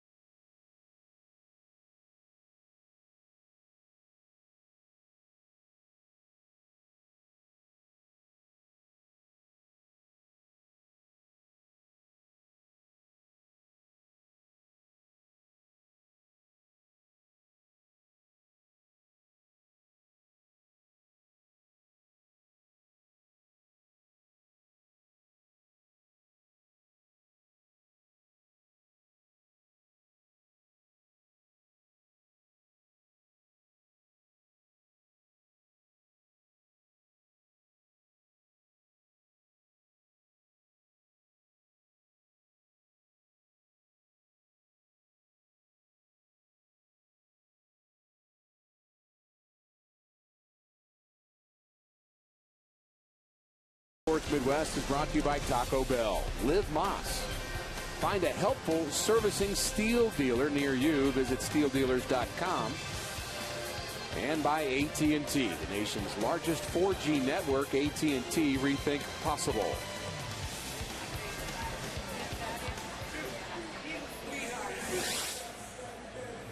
One nothing St. Louis, bottom of the 6th inning. Bottom of the order for St. Louis. John Jay leads it off. He's 1 for 2 against Johnny Cueto.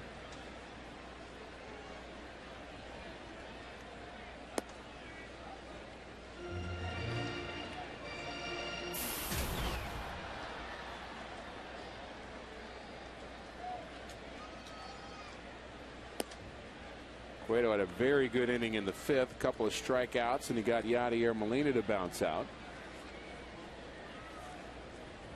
Pitch count over 90. Could be it for him. Probably his last inning to work, the way clubs are so protective of their young pitchers.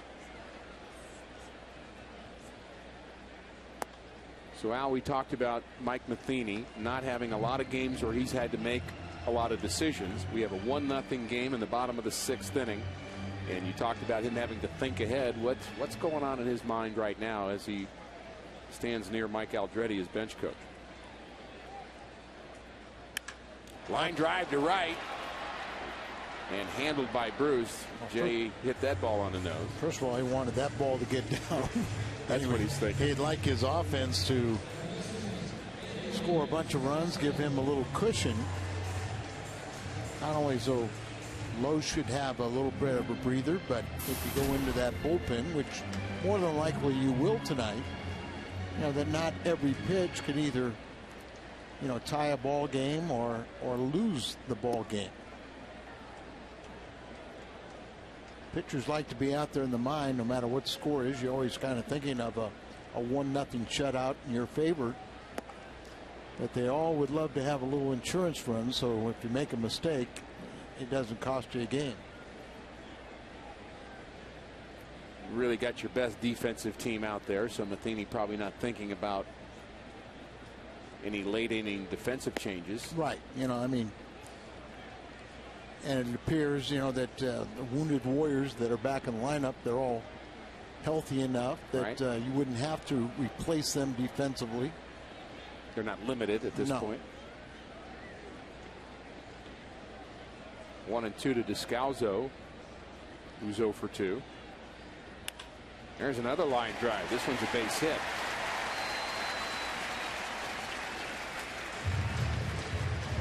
One out single for Descalzo. The Krispy Kreme deal. If you are St. Louis Cardinals, get 9 hits today, and we are getting close. You're invited into Krispy Kreme tomorrow to receive a dozen of their original glazed donuts. Oh, they're the best. Just $3.99. Stop by one of the 4 St. Louis area Krispy Kremes for this sensational deal. 2 more to go. Let's go. Come on, Al. Lohse swinging away. Anticipating a bunt, and I'm sure a couple of fielders, when they saw that bat go back and pull the trigger, they started ducking. So there's a decision for the manager that he had to make. All right.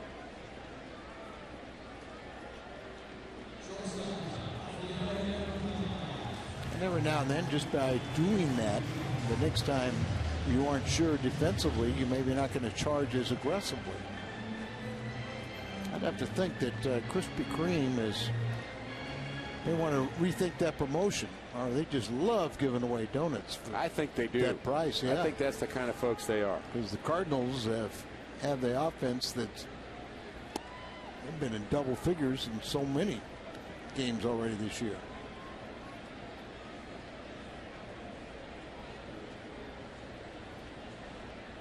Medium depth in the outfield for Furcal. Room on the right side. Phillips limited on the right side.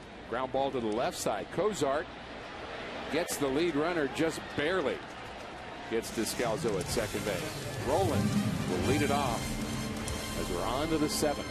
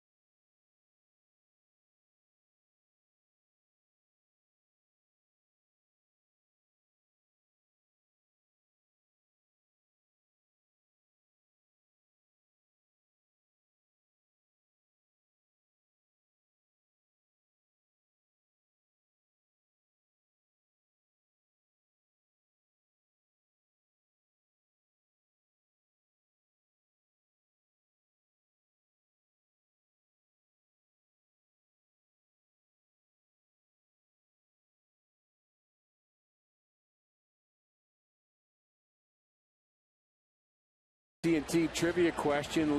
Name the only living person to manage a game prior to 1960. I don't know, but I bet Al does. With the Cardinals. And it's Solly Hemus. Solly was a little infielder in his playing day. And in his post-playing days, a very, very successful businessman in Houston. A lot of real estate and was on a cruise with him one time. Al knows everybody. And this is his birthday. Base hit for Scott Rowland leading off the 7th.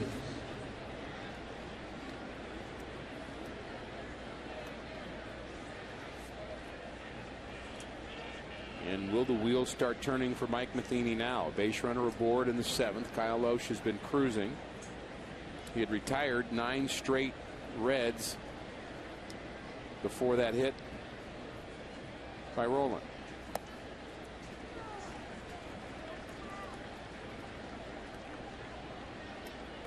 I'm not sure I'm saying this correctly, but Lohse sure seems to be throwing a hard 88 today. Ball has life to it. That's good location. Movement, and he's really hit his spots.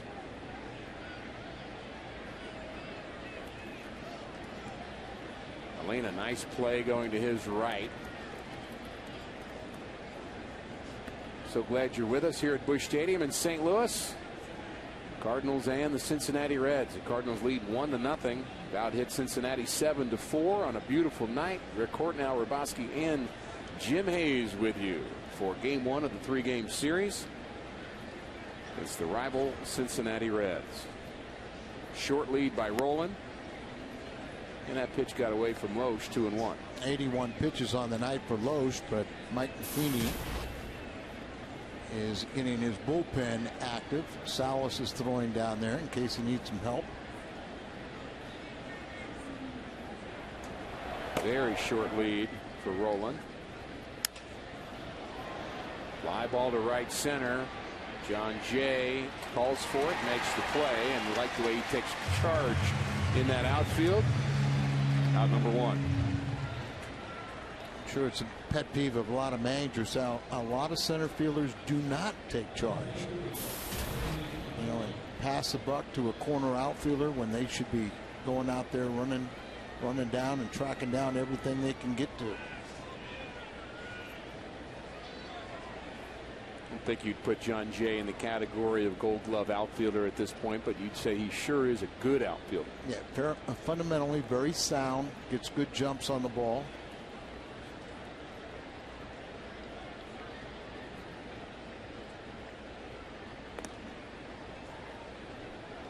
I think Matt Holliday is a much improved outfielder since he's come to the Cardinals, and you know Beltran, you know, was a great center fielder with 3 Gold Gloves. He's already had shown his arm and its presence in this game. Getting out a runner at third. It's a big play in this game. Drew Stubs was the runner. That was leadoff 2 base hits. Stubs tried to go from first to third. Made the first out at third base. That's a Cardinal no-no. Everybody straight away for Ryan Ludwig. The 1-0. He's on the corner, 1-1. Ludwig bounced out to Lohse and struck out in the 4th.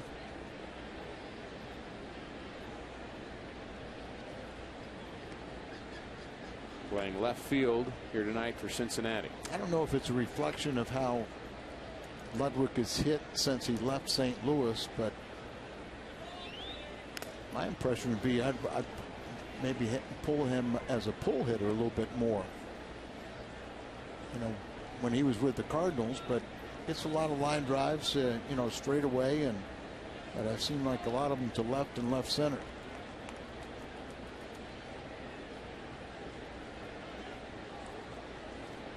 He's not seemed comfortable at all in the at-bats we've seen so far in 2012. Really uncomfortable in Cincinnati, I thought. He's had trouble with the breaking pitch. He's going to get a fastball here.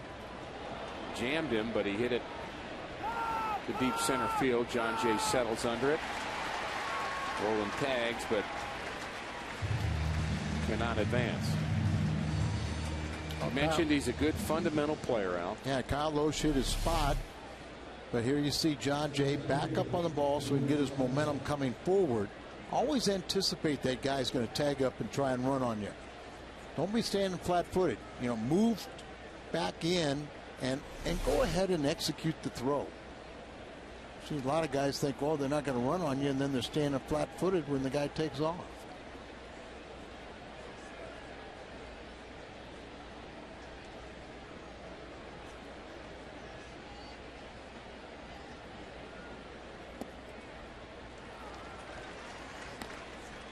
Another pitch on the corner, this one to Drew Stubs.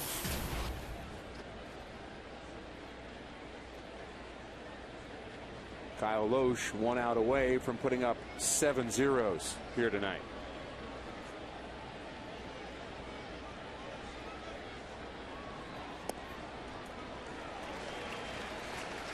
Well, he's changed speeds well, and he's hit his spots in and out. And he's made the 714 Fellowship of Christian Athletes high school students who are here tonight for FCA Day happy. We had a chance to hear from some Cardinal players before the game at FCA Night at the Ballpark.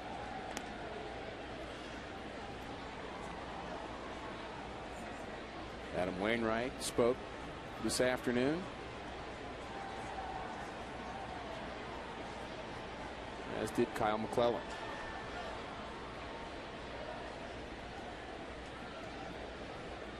And Wainwright will get a chance to speak to the Cincinnati Reds in the series finale on Thursday afternoon, and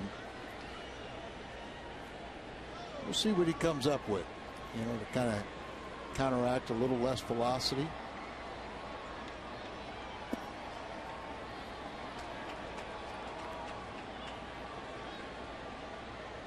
It's amazing how many pitchers today have had the Tommy John surgery, come back, but maybe it was totally unrealistic for us to think that he was come back as good right away. Check swing. Molina thinks he went. No, says the first base umpire Todd Titchener. I'd rather have him throw to first base. As Rowan was well off the bag trying to get back. 205 strikeouts a year ago for Drew Stubs.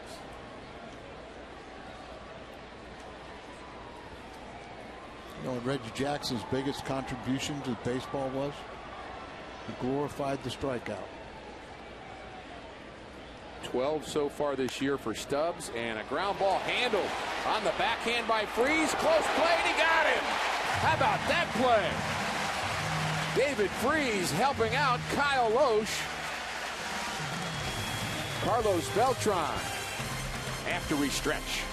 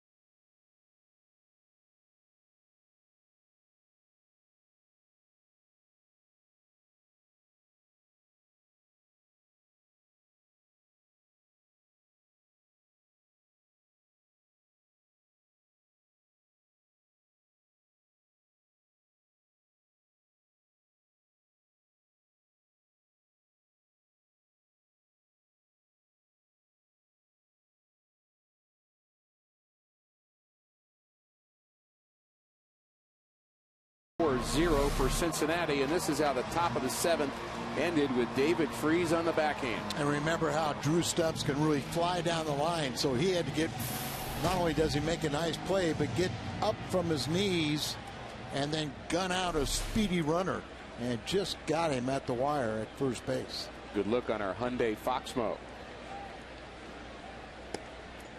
Carlos Beltran. McCure, right-hander, working out in the Reds bullpen. Mitchell Boggs throwing in the Cardinal pen. Dangerous part of the Cardinal lineup for Cueto. And he's over 100 pitches now. So they probably are hoping for a 1-2-3 inning. Maybe any trouble, they go to the bullpen.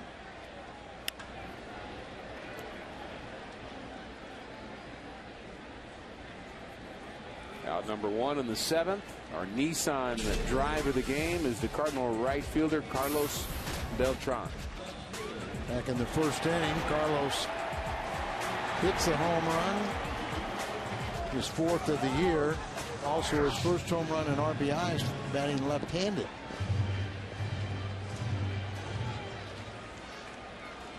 Matt Holliday is 1 for 3, doubled, lined out his last trip.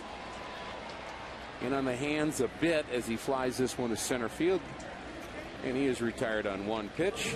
So 2 quick outs for Johnny Cueto. They're kind of doing him a favor right here as he started this inning over 100 pitches. And he's gotten 2 outs pretty effectively and efficiently. Lance Berkman in his career against Johnny Cueto has walked 11 times in just 36 at-bats, but he's also struck out 9 times. So he has taken him into a lot of deep counts in their history, and he takes strike 1 with a slider. 2 strikeouts tonight in his 1 for 3.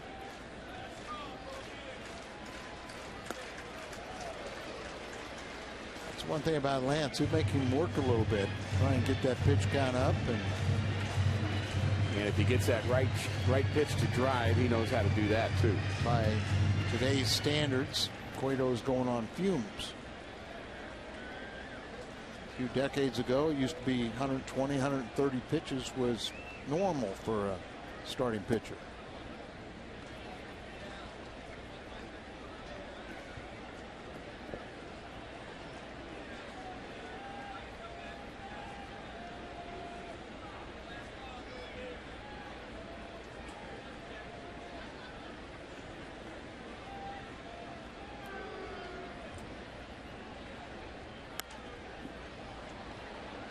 Two and 2 to Berkman. So now what is going on in the brain of the Cardinal manager Mike Matheny? What is he prepping for as this game is inching towards the final 2 innings? Well, you have to believe that either he's giving Boggs ample time to warm up, or maybe he's made the decision that if I send Lohse out there, if he gets 1 runner on, you know, he's pitched too well tonight that I'm going to let him lose this game. So either Boggs is going to start the inning or Lohse would start the inning, and then if he got a man on, they'd take him out. Fly ball to left. 3 up, 3 down for the Cardinals. Will Lohse come back out? Nope, he's not.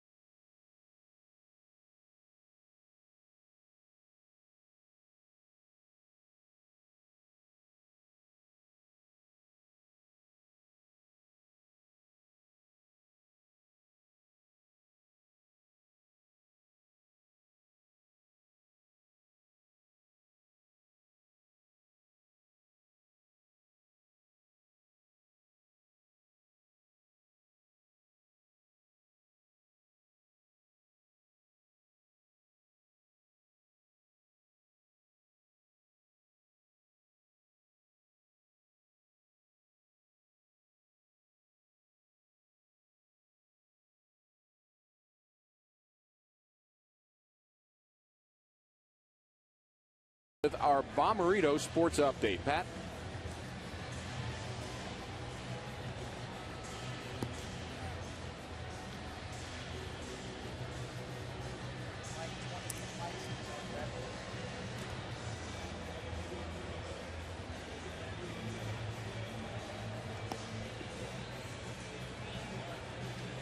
Thanks, Pat. Look forward to the post-game show, and thanks for that update on Jamie Moyer, 49 years old.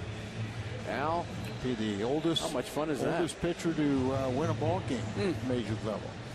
Mid-America Chevy dealers called to the bullpen. Mitchell Boggs, who has been outstanding. He's retired 9 consecutive batters in his last 3 innings of work. That all started on April the 10th at Cincinnati, where he was dominant in 2 innings of work, and then a couple appearances against the Cubs.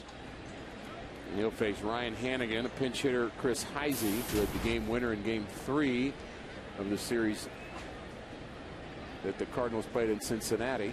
And look at that, no walks to go with the 7 strikeouts. But he liked Mitchell Boggs' stuff, but at times he couldn't repeat his delivery, and control was a factor. But he has shown not only is he throwing strikes right now, but he's got a renewed attitude where he is very confident in his ability. And Mike Matheny and Derek Lowe, of course, have that same confidence in him. Think about how much that must mean to Mitchell Boggs. Well, I think he was scarred by last season when, after Franklin had failed as a closer, he got the first shot. Ground ball to right side and through the wickets. You don't see that very often from Daniel Descalzo. He's very sure-footed defender and sure-handed. That ball just ate him up.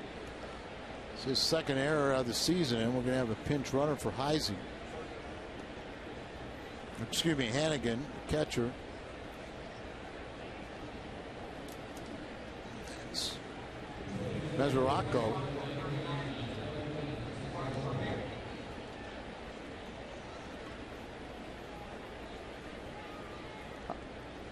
Heisey was in the on-deck circle, but he is now being Valdez pulled back for Wilson Valdez because the Reds, different situation here with a runner aboard, perhaps bunting here in the 8th inning. We'll see how Dusty Baker plays it. I don't often see a catcher pinch run for a catcher. And here's where you see Daniel Descalzo tried to get over there, had plenty of time, and just didn't get that glove down. You get the glove on the ground, it's easier to come up.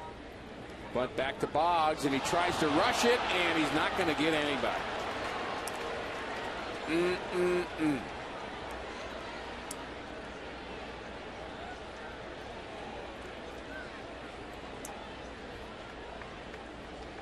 Mitchell Boggs makes the 2nd error of the inning. There's the bunt attempt. The sacrifice is going to work, but the Reds get a little bit more than that. Sinker fastball right here. Just tried to look up before he looked it into his glove. Got out, and the Cardinals right now are self-destructing. Not good when you got a 1-run lead. Cardinals defense had been very good up until this 8th inning. So a successful sacrifice for Valdez, but an error on the pitcher, Mitchell Boggs.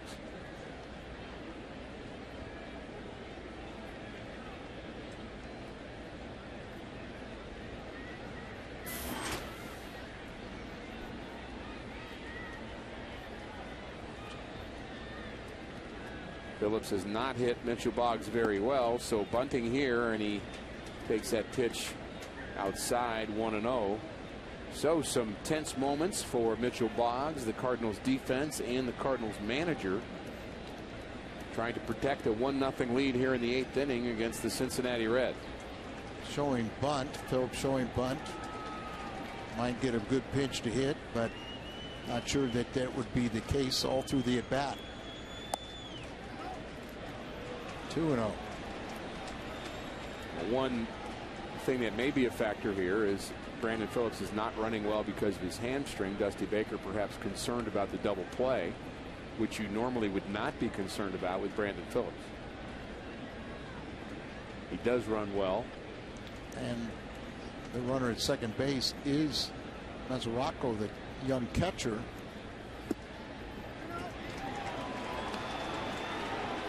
And 3-0.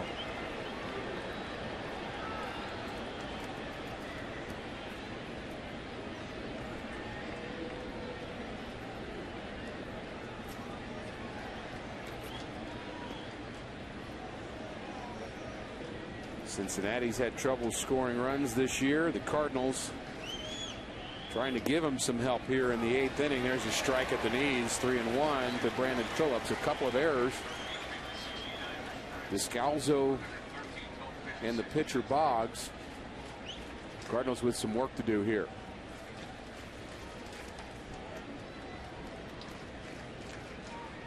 I'll make him earn it from this point. Ball behind, but don't ease up. One attempt, foul at the plate. So Boggs trying to come all the way back against Brandon Phillips. Can't imagine that he'd be bunting 3-2. What will Dusty Baker do with his all-star second baseman Brandon Phillips?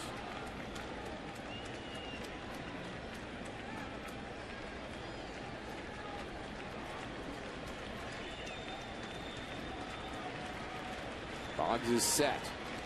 The pitch. There's a line drive right at the second baseman, and they're going to get two. Valdez caught off of first base. That could hardly have gone any better.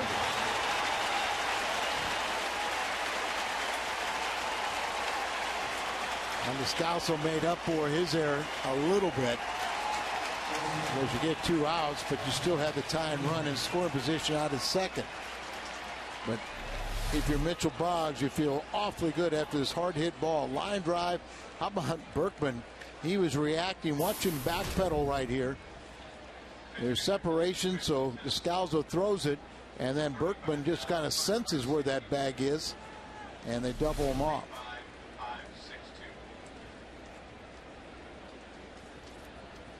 Double play the hard way. You got the rookie, Cozart. And you got Votto on deck. I take Cozart.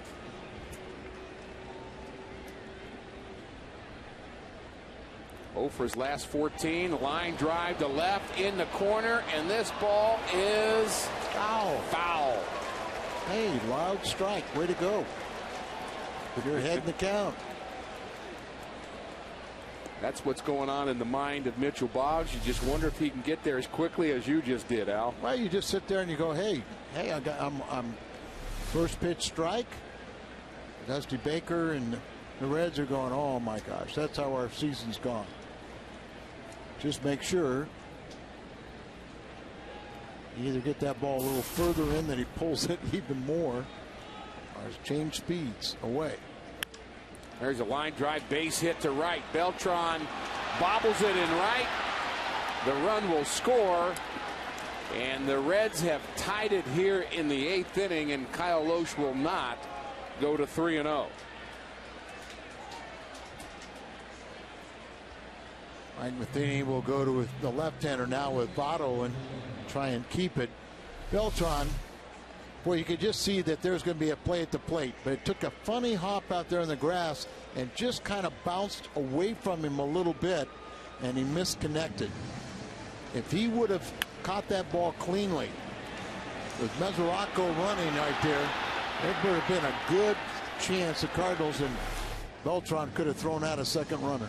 35,562 are awaiting Mark Zepchinski.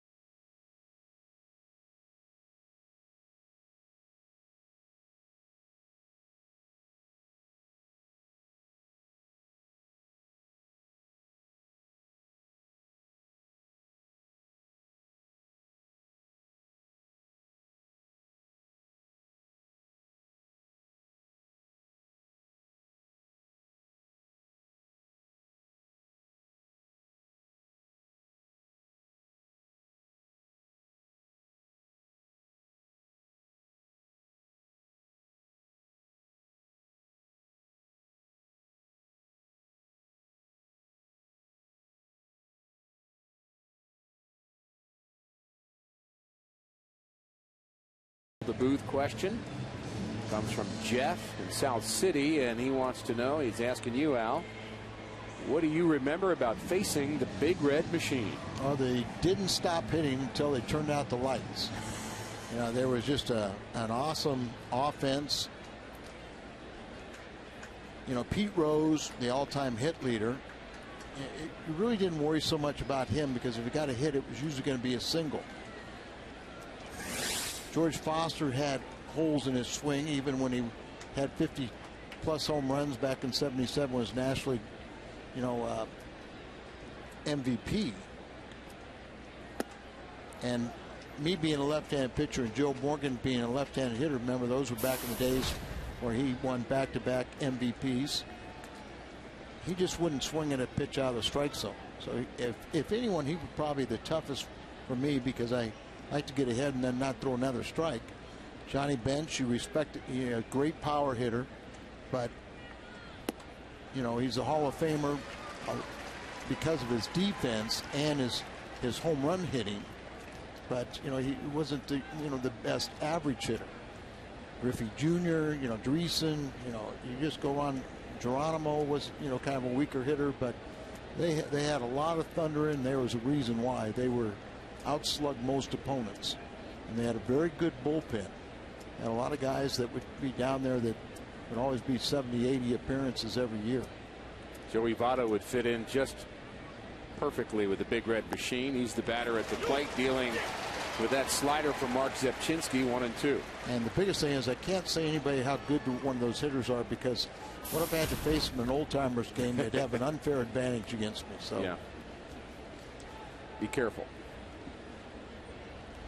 Zepchinski last season held left-handed batters to a 163 average. Tough assignment here in Votto. And a strike at the knees. He strikes out Votto looking. Zepchinski does his job, but the Reds have tied it.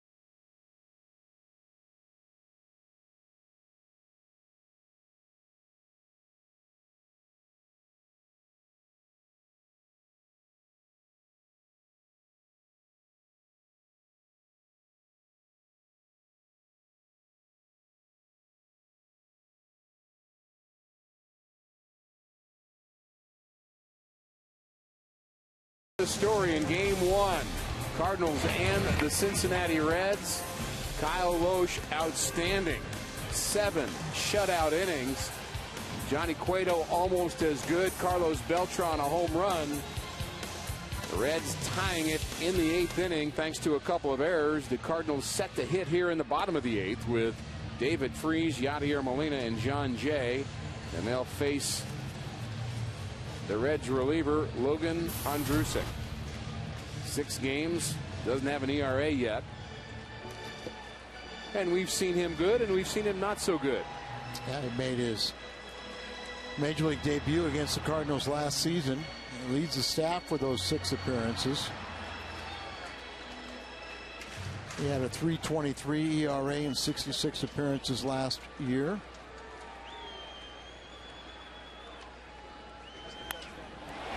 one to left. It's deep. And it's caught. Ryan Ludwig runs down that ball, hit by David Freese.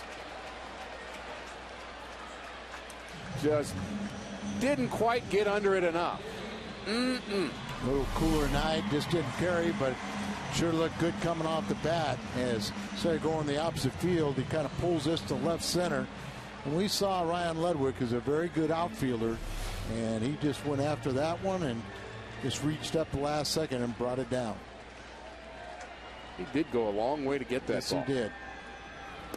Of course, earlier in his career, he was a center fielder, Luddy.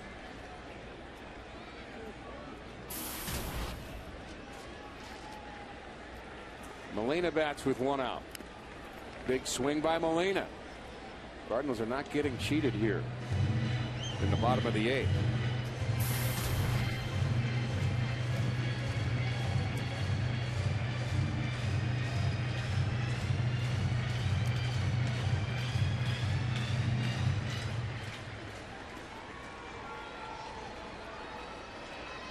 Molina taking his time. Wonder if he might have strained something in his wrist, shaking his wrist a bit. The 1-1 pitch to Yachty. Check swing. That won't help. Perfect night for baseball. Busch Stadium in St. Louis. 1-1 is our score. Kyle Lohse and Johnny Cueto are starting pitchers here tonight. Both of them very, very good. An unearned run by the Reds in the 8th inning, and that's your score, 1-1. Yeah, both very good, but Lohse even better. And back-to-back errors cost the Cardinals maybe what could have been a 1-0 victory. Ground ball to right side, bobbled by Phillips, but he does not panic, and he throws out Yachty. Hey, kids, join Matt Holliday in the Cardinals Kids Club, presented by Rawlings. For just $25, kids get Cardinal tickets, exclusive promotional items, and more. To sign up, all the young Cardinal fan needs to do is to go to cardinals.com/kids club, or you can do it for them. Cardinals Kids Club. Ongoing tradition here with the St. Louis Cardinals. So many traditions attached to this team. Opening weekend was outstanding. The Cubs in town. The Cardinals took 2 out of 3 games there. We saw opening day, the ring ceremony, the pennant day. Had some rain out, but it didn't seem to dampen anybody's spirits.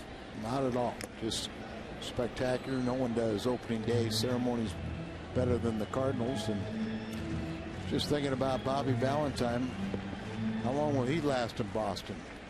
This team is down tonight 18-3. A little controversy in their clubhouse. They are batting in the 9th, so it's still got a chance to come back.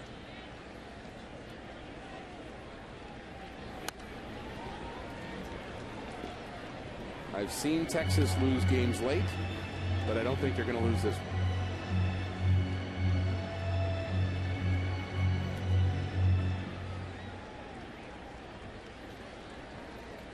one. 1-2 to John Jay.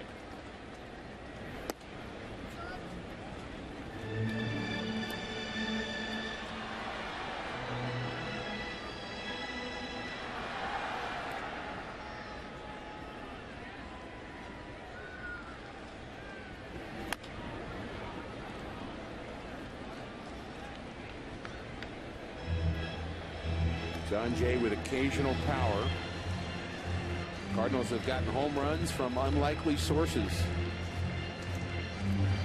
Shane Robinson, Matt Carpenter both hit their first career home runs. John Jay has 2, but he just lost a bat there. 3 up, 3 down for the Cardinals. On to the 9th.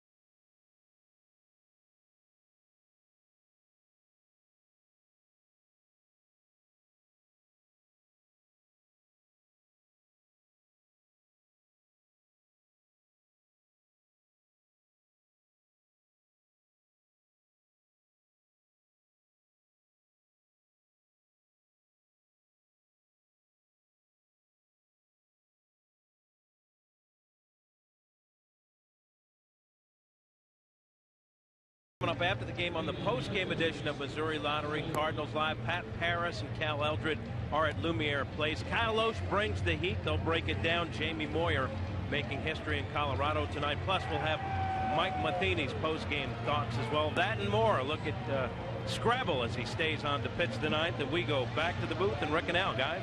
Thanks, Cat. Good work. Appreciate you being with us during the third inning again tonight, and all your work in the pre and the post-game. And hope folks can stay around for the post game.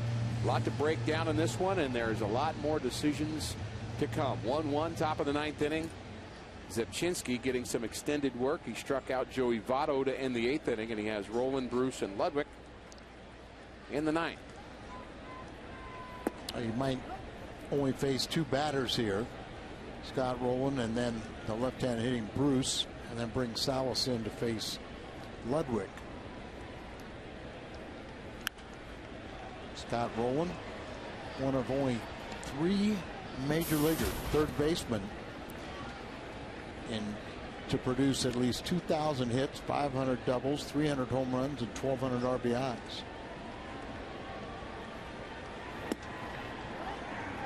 And the Reds are 2 wins away from 10,000 wins in their history.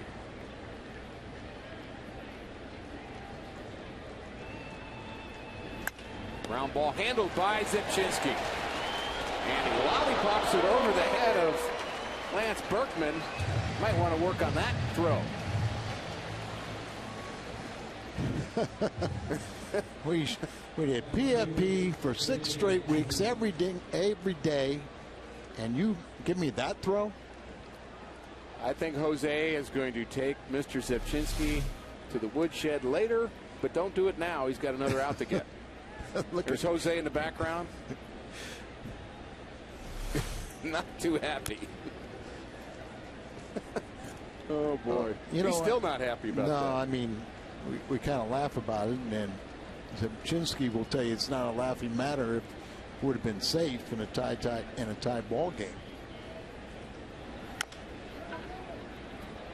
Berkman flips to Zepchinski. A little smoother there. This copyrighted telecast is presented by the authority of the St. Louis Cardinals and may not be reproduced or retransmitted in any form. And the accounts and descriptions of this game may not be disseminated without the express written consent of the St. Louis Cardinals. And Salas, the right-hander, warming up because he got the first 2. Maybe he will get Ludwig. But that's the one thing about Zepchinski. He's very capable of starting a game, spot relieving, closing out a victory, being a left-handed specialist, but they know he can get a lot of right-handed batters out. Strike 1 to Ludwig. You might wonder if Ludwig was swinging the bat a little bit better right now. Perhaps you would see the right-hander.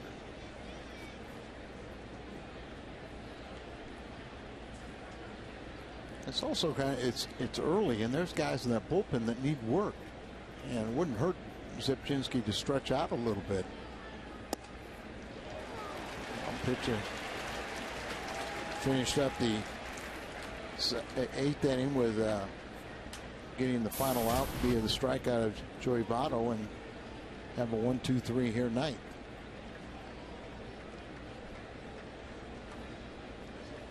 Oh, 0-2 to Ludwig. Bounces an off-speed pitch. Zepchinski will bat second in the bottom of the 9th. Another reason why to leave him out there with no one on base. Don't have to do a double switch. And you just keep the ball in the ballpark. It's in the ballpark, but it's a base hit. Ludwig finds a hole, and he hits the ball the other way. Talking about that earlier.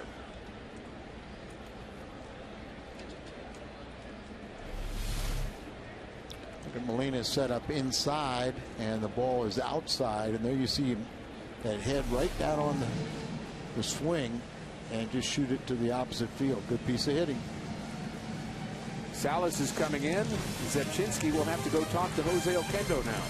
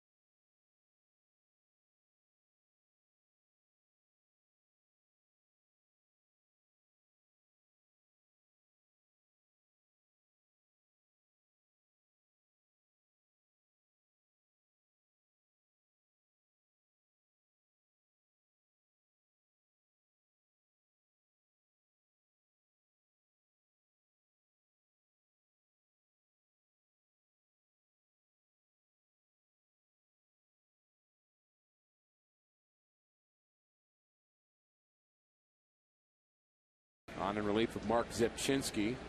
2-out hit for Ryan Ludwig. Brings in Salas, appearing in his 7th game.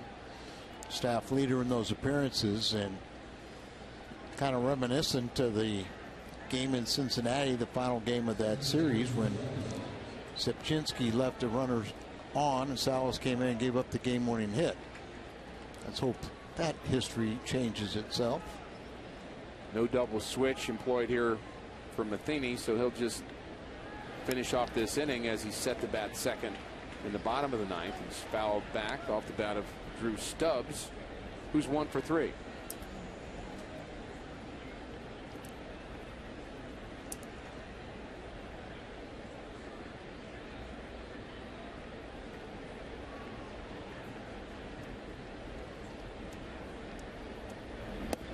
Breaking ball, strike 2. And we're told that Jose Oquendo has yet to have his communication with Mark Zepchinski about the throw that he made to first base. That's worse, because then you know it's still coming. Well, he still has a runner on base, and usually you don't talk to the pitcher who still has runners in play. Responsible for the runner at first. Check swing.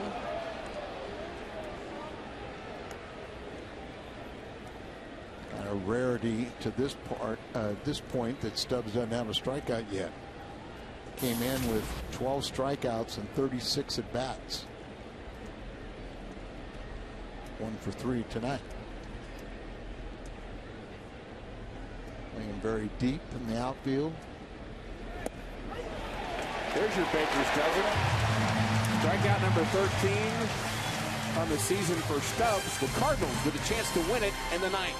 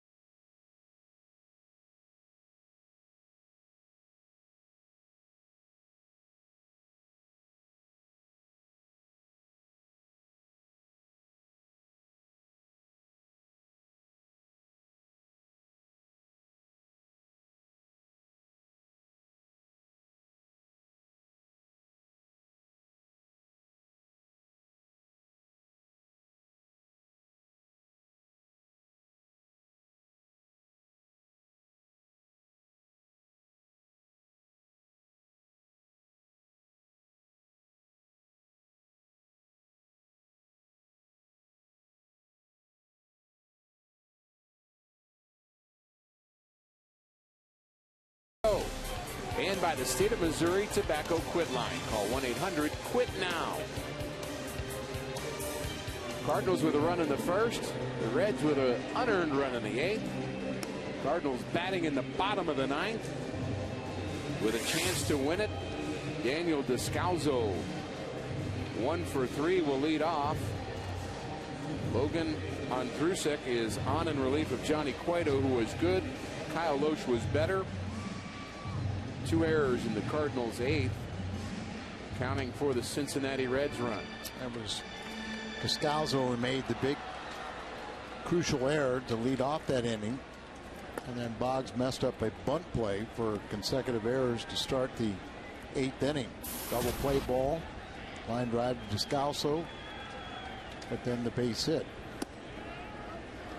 2-0 to Descalzo. Komatsu in the on-deck circle to bat for Fernando Salas.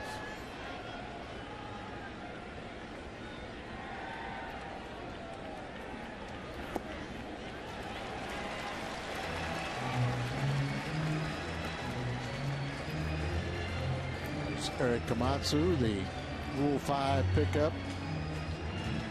Cardinals trying to defend their World Championship, and here we are, tie ball game in the ninth. Daniel Descalzo's at-bat in the World Series and John Jay's at-bat in the World Series, probably the most underrated positives of that whole series. Against Darren Oliver, to allow that comeback to happen. Yep. Batting in the ninth here, full count. And the pitch. Inside, ball 4. Tough one to take, but Daniel Descalzo reaches base to start the ninth. Little cut fastball out just off that inside corner. Well, you got to have some guts to take this pitch, especially with the inconsistency of the umpiring. And right there, after taking 2 3-0 fastballs for strikes, then he gets a little cutter that he lays off of. Descalzo runs well.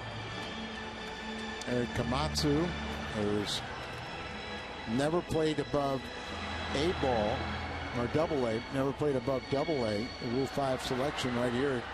You would think in a bunting situation. He is. The bunt is almost caught by the catcher, Hannigan.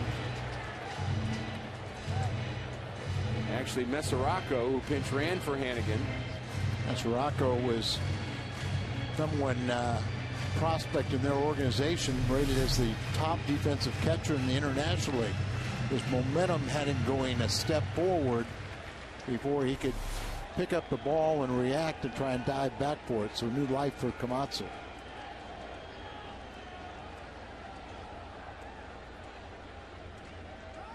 Step out. Komatsu, a third place hitter for all the teams he played for in the minor leagues. He can just flat out hit. I wonder how many times he was called upon to bunt in the minor leagues. Star every place he went. Taking a chance at him as a Rule 5 player. Bunting situation here. Pitch misses low. It's going to be real interesting when Allen Craig and Schumacher come back, you know, what the corresponding moves would be.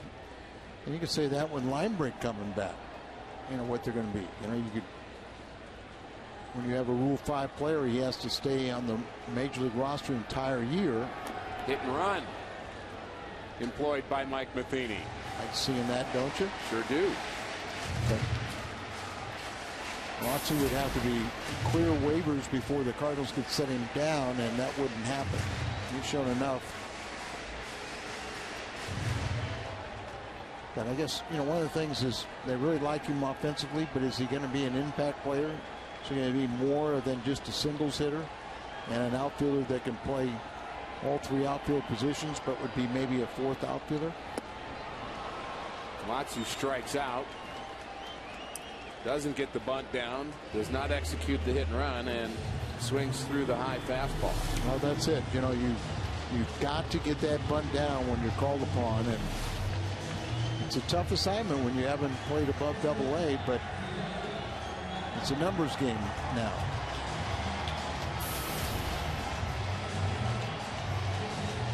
Tough assignment, but it's a tough league. This is the big leagues. Descalzo doesn't have a lot of speed, but when you have somebody as tall as Andrusic, they're usually slowed to the plate.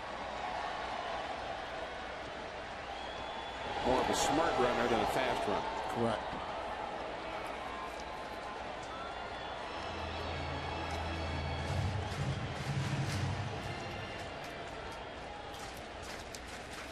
Call runs well.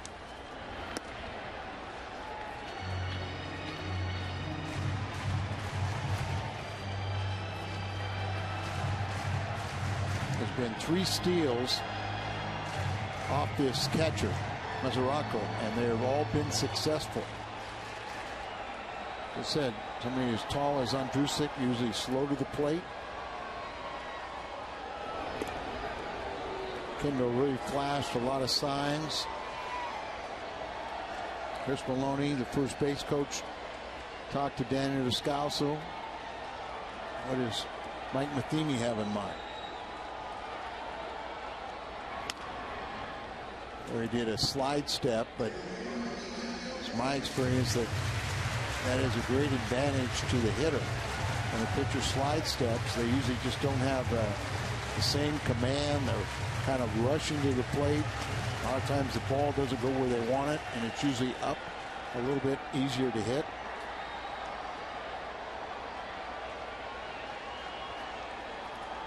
One pitch to Rafael Furcal. But first, a throw to first. Fans never like that. Don't like it, and the reason why a pitcher will do that is to take the spring and the life out of the legs of a potential base stealer.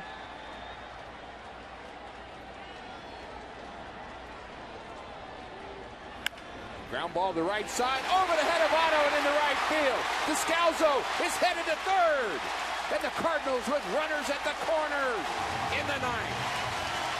Perfectly placed. Well, either way, Furcal. like we're talking about, when a pitcher spends so much attention worrying about the runner at first, you sacrifice your stuff to the plate. Here the ball's up, he hits down on it, gets that high bouncer chop over the infield, over the head of Votto, and Descalso can read this perfectly in the corner, that he can go over to third. So first and third and only one out.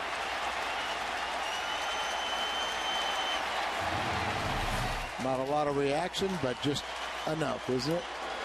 Pick your poison here, and they pick Matt Holliday. They're going to walk Beltran to load the bases. He almost threw that ball away.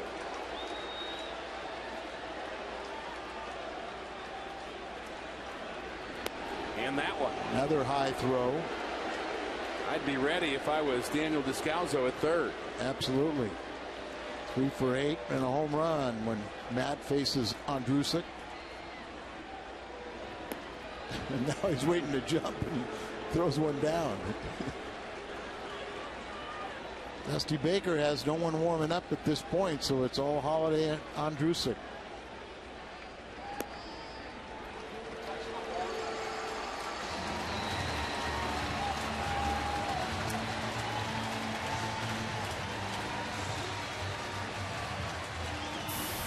Well, let's name our Budweiser player of the game. We'll give it to Kyle Lohse. He was outstanding here tonight, Al. 90 pitches, 7 zeros.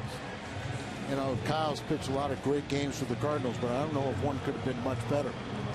As he was very, very sharp with all of his pitches. You know, off-speed pitches were outstanding. Fastball was spotted up and down, in and out.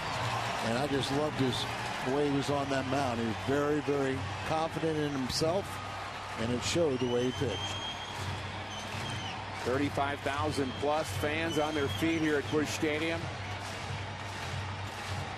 hoping for the game to end right here, and for Matt Holliday to do it. Brian Price met with the entire infield and pitcher. Brian Price, the pitching coach for the Reds. Descalso 90 feet away from victory.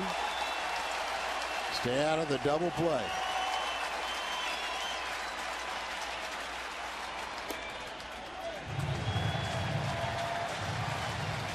Not sure where that pitch was on Fox Tracks, but the young catcher, by jumping outside and then back over the middle of the plate, might have shielded the umpire from seeing a low pitch.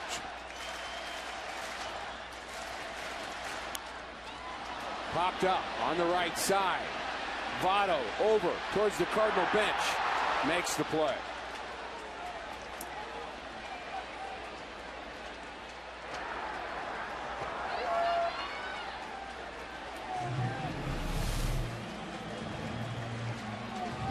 Right dead in the middle. And Holliday gets underneath it.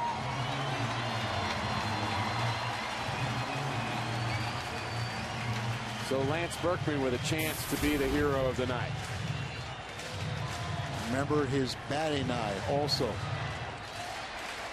Very tough to fool him.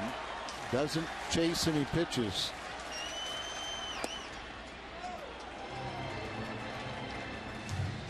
He takes strike one. 1 for 3 in his career against Andrusik.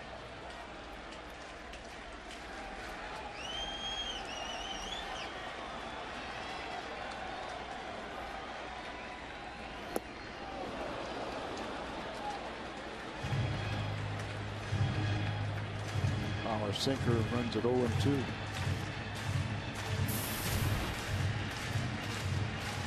That's surprising to me. Only 3 career walk-off hits. Me too. Should have at least 4.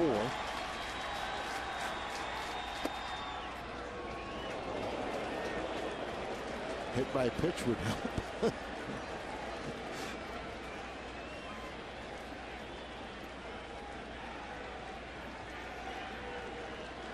One and 2 to Berkman. The base is loaded. Bottom of the 9th, 1-1.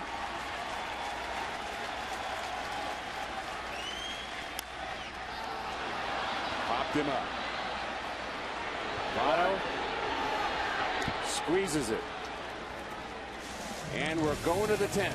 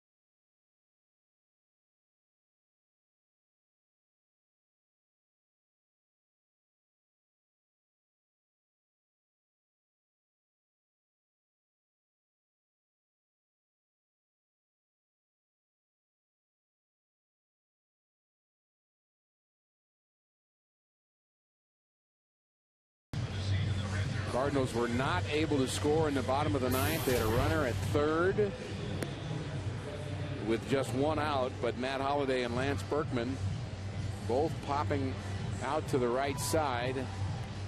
And that brings in Jason Mott, the Cardinal closer, who's been very good so far this season. We've seen the good fastball from him, Al, the good control, and no doubting right now, no question, no contest, no mystery. He's the closer, and he's getting some work here tonight. And he's 2 for 2 in closing opportunities. Cardinal offense, which has been so good, best in the National League, and only look back and see the 12 stranded runners through 9 innings and missed opportunities all over the place. Devin Mesoraco, pinch ran for Hannigan.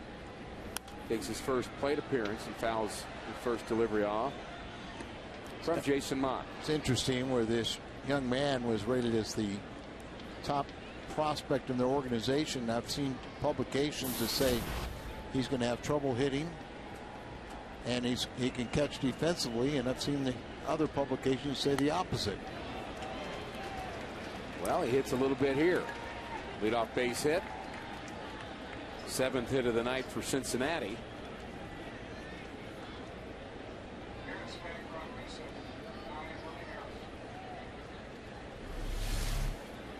You see right there, contact being made. Swing and follow through as he gets the leadoff hit here in the 10th inning. Willie Harris. Pinch hit. So remember Willie Harris having a career night, five hit night against the Cardinals. Remember that playing night with Atlanta. Oh yeah, couldn't get him out. Who is this guy? Called on the bunt here. He takes strike 1 from Jason Mott. 3's in tight at 3rd. to try to get that lead runner. And he misses that delivery, 0-2. So again, one of those decisions. Does Dusty Baker take the bunt off? Does he ask his veteran pinch hitter Willie Harris to bunt with 2 strikes? Cardinals are expecting, at least half expecting that bunt. Freese hasn't backed up much. Well, a guy like Harris should know that he has to get the bunt down every time it's called upon. Maybe a sign that his manager didn't have confidence in him, that took it off, or at least that pitch. And we'll see if it's not back on 0-2. 1 for 17 on the young year. I believe you said the Cardinals bullpen needed some work, Al. They're getting it. I didn't want to get this much. Swing and a miss. That was by Harris. That fastball at 97 from Jason Mott. I'll get ahead, and you see kind of up there around the letters. That ball is, it's hard to get on top of that pitch. Fans not out of energy. They still have enough to boo Brandon Phillips. But he likes it.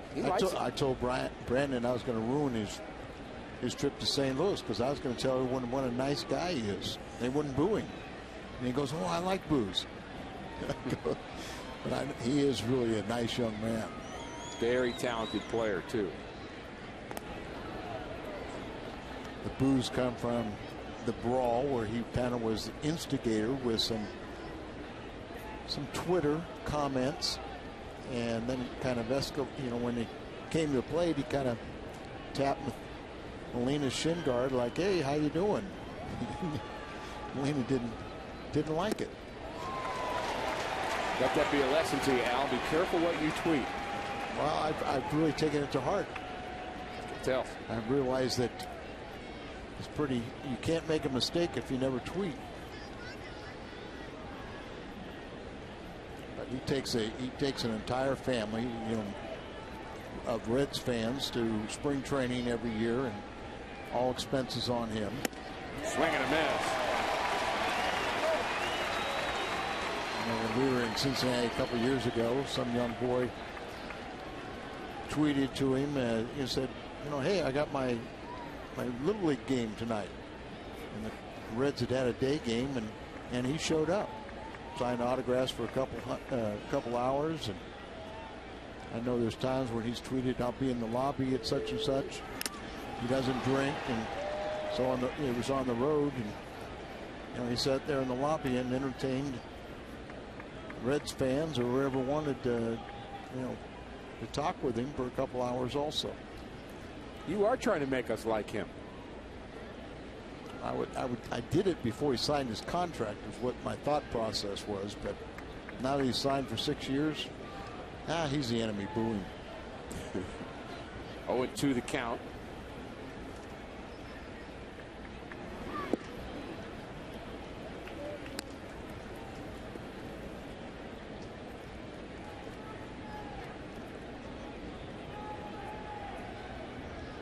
Nice to watch Jason Mott develop. It's something about throwing that last pitch in the final game of a World Series helps you develop even more.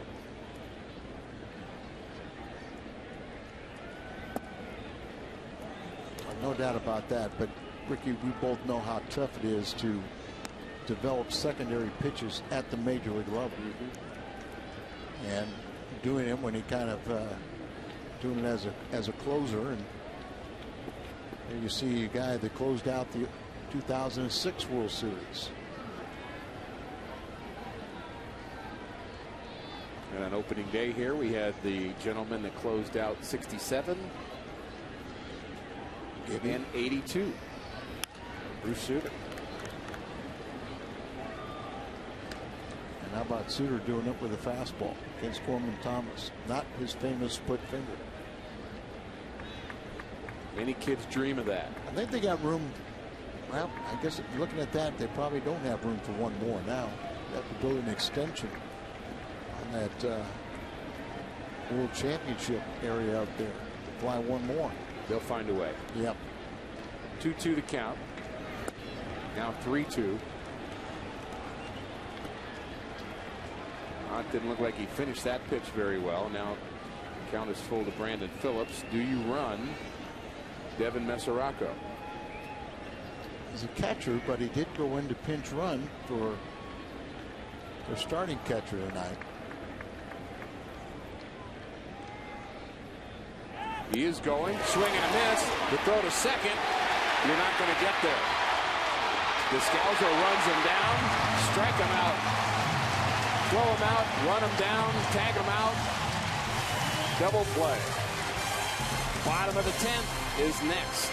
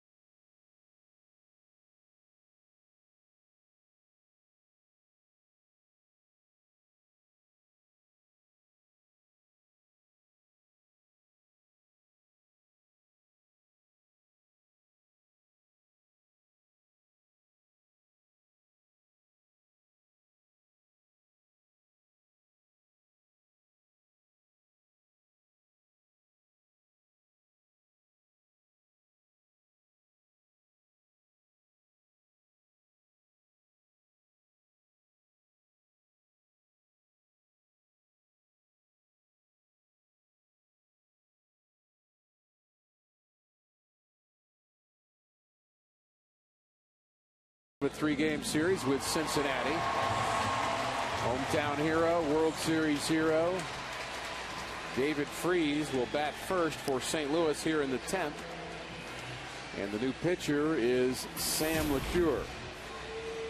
Last season, it was his first in the big leagues, first full season in the major leagues, and he made 43 appearances. 4 3/4 ERA in 4 starts and 3 1/3 in his 39 relief appearances. He is from Jeff City, if memory serves me.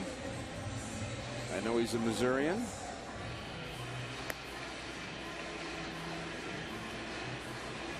Nice look at Busch Stadium. Born in Jeff City, resides in Centertown, Missouri.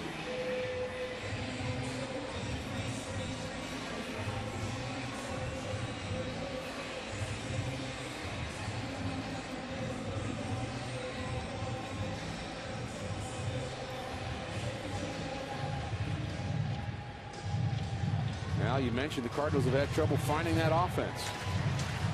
Scored in the first inning and zeros since then. David Freese.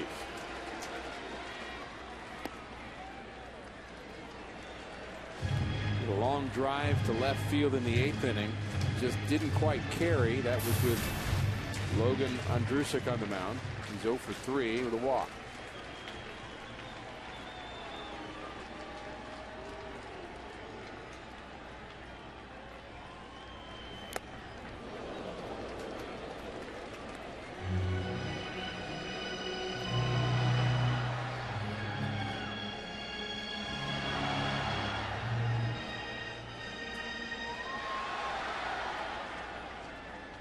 Freese, Molina, and Jay.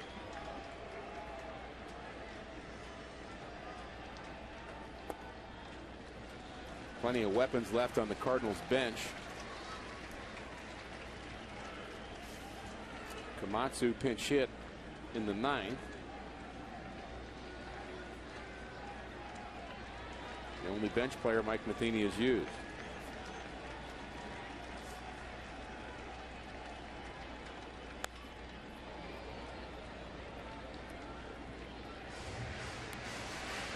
Lester Baker has Todd Frazier and Chris Heisey. Heisey showed up beyond deck the circle, but was pulled back before being announced. And you don't think the outfield could get any deeper. They're almost in the Metro East.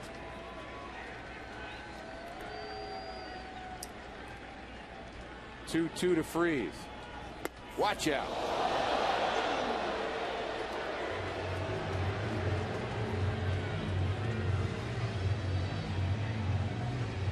Freeze may have been looking for a pitch away.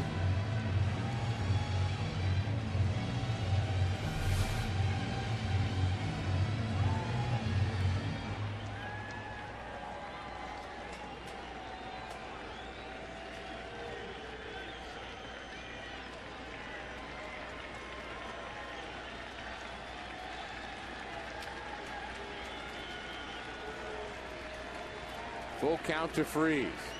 Bottom of the 10th. Ball 4. Walks in extra innings lead to losses.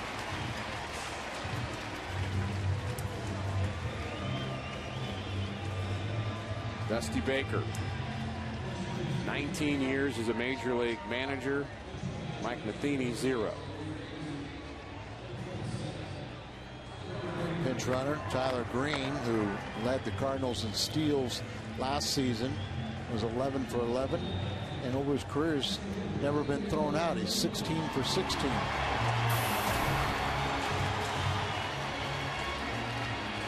You would think you want to get him in scoring position.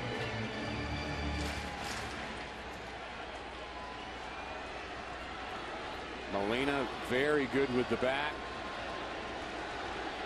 And a throw to first. Green's back safely.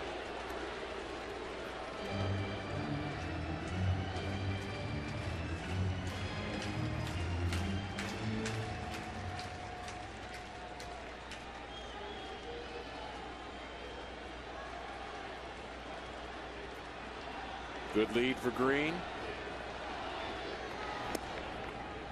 Molina pulls the bat, but it's a strike on the outside corner. Didn't like that pitch. Sure looked like it was wide, and he definitely pulled the bat back. He's looking down to Kendo. Mr. Maloney whispered in the ear of Tyler Green at first.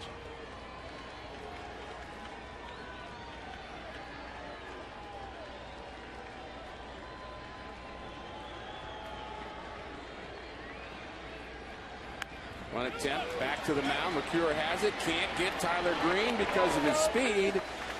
And the successful sacrifice by Molina puts the winning run at second base, and the speed of Tyler Green with a good jump. I thought they had a play, but if you're the pitcher, you've got to be sure you can get that lead man. Now look at where Tyler Green. See, he had plenty of time to get him out, but he just didn't have the confidence. So he thought about it, and I think he would have been out. And with Molina running, it might have been a double play. But as it turns out, successful sack for Molina, and they put the winning run on second base. And now they'll walk John Jay. Intentionally, and it's still what speed will do for you. At least scares you into thinking, boy, I don't want to make a mistake here. And LeCure chose the easy way to get the sacrifice and get the out of Molina at first base. And at least you set up a possibility of a double play to get out of the inning.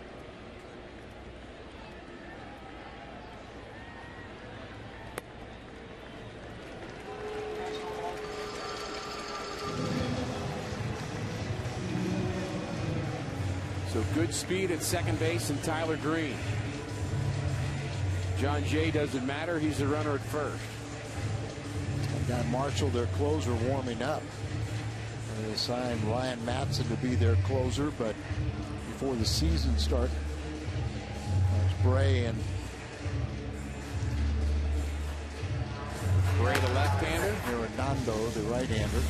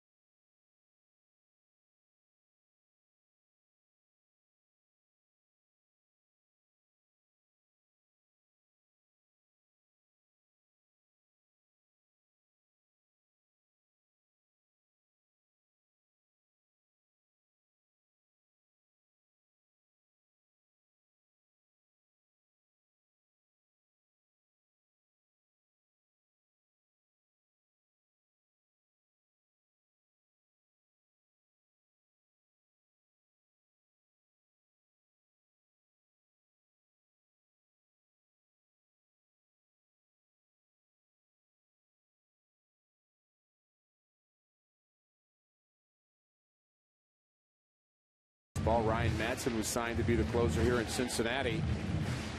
And these three pitchers all dealing with Tommy John. Madsen, Brian Wilson for San Francisco, and Soria for the Royals. Well, Brian Wilson and Soria are having their second Tommy John surgery.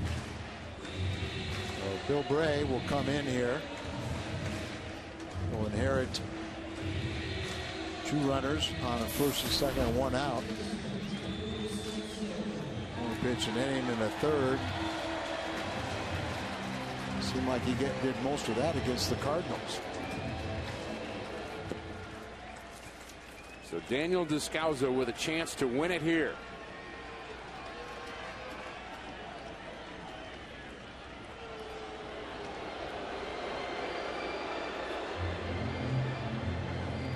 That just looks bad. Come into a game and you got to call timeout, figure out what's going on, what's the sign for a runner at second. Cozart holding Green very close to second base, trying to keep him from getting a good jump on a potential base hit.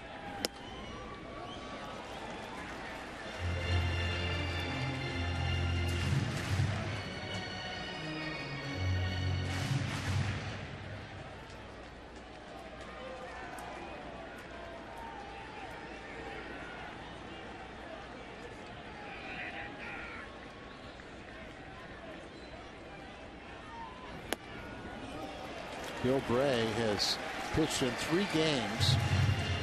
The first game of the year, he pitched an inning third against the St. Louis. Then his next 2 games, he faced 1 batter. He walked 1 and gave up a hit in the other. So he hasn't recorded an out since April the 9th. Good arm in right, Jay Bruce. Ludwig, very accurate arm in left. Average arm in center in Stubs. And it's 3-0 to Descalzo. So 1 pitch away from 3 consecutive outings. Left-handed specialist having that, 1 batter to retire, and he's 1 pitch away from walking. Not retiring any of the 3. And he may have to face Lou Gehrig, who's waiting on deck.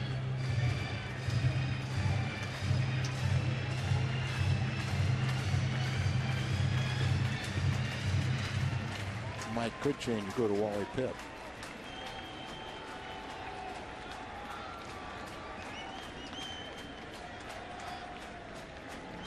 Winning run at second.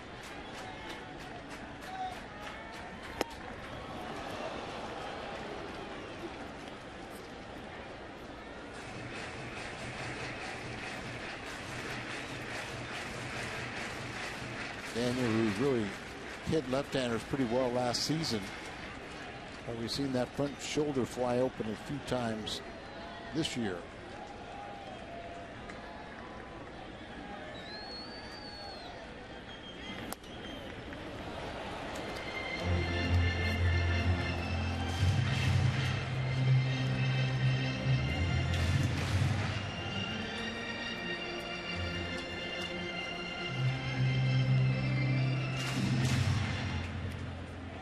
Outfielders shallowed a bit, hoping for a chance to throw out Green.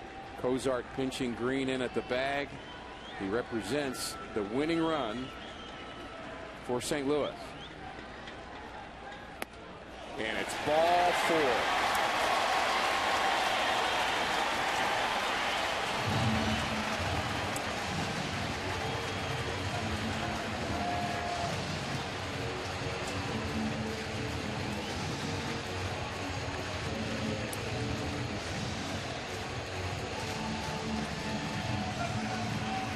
Interesting that Matt Carpenter, and you see the 409 average, 9 for 22, got his first major league home run on Sunday, and he had 5 RBIs, and he's got 10 RBIs. He could take over the lead.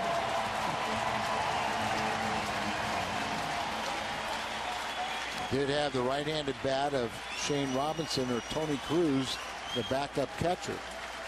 Infield even further in. Or excuse me, the outfield. Strike 1 to Matt Carpenter.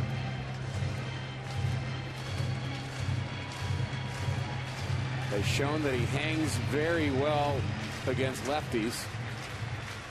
Mike Matheny giving him a chance to win it here in the bottom of the 10th. Bill Bray to Carpenter.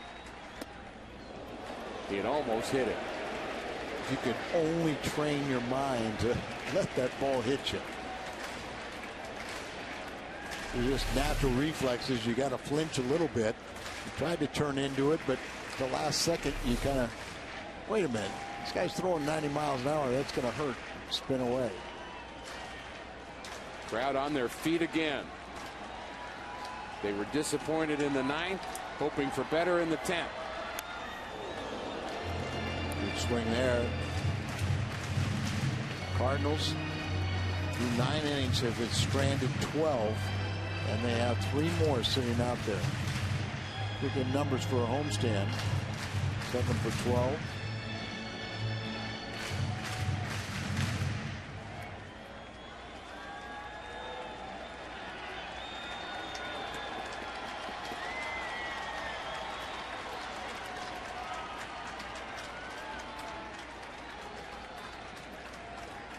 Carpenter's ready. 2-2. Cardinals had bases loaded in the 9th. Holliday and Berkman popped out with 1 out. Far off the line, Votto is the first baseman. Scott Rowland at third base, well off the line. In the dirt, but in the front of Mesoraco as he kept that ball in front of him. That could have been a game winner right there for St. Louis. That game saver by Mesoraco. He set up looking for the ball outside. 58-footer and got enough of him to keep it in front of him. And Tyler Green has to retreat. Now Mike Matheny's learning about Tums, Alka-Seltzer. Rolaids. Doesn't get any better than this.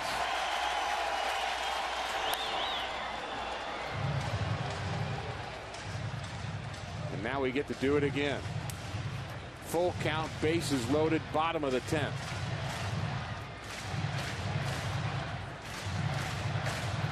Three for 5. And when he didn't get a hit, he struck out.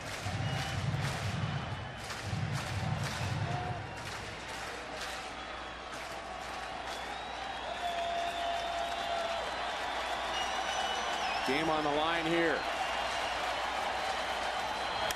Line drive to right field. Jay Bruce catches it. Strong arm throw to the plate, and he is safe at the plate, and the Cardinals win it. Tyler Green beats the throw. Sacrifice fly for Carpenter. It's early, but it's never too early to celebrate on the field a victory.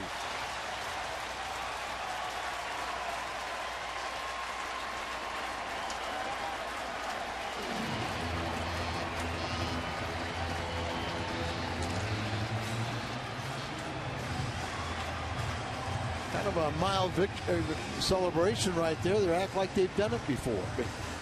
And the Cardinals have. World champions a year ago, and they just picked up their 8th victory with 3 defeats. Lohse, an outstanding start. The Cardinals win it in the bottom of the 10th, thanks to Matt Carpenter and Tyler Green scoring the winning run. Postgame is coming up next.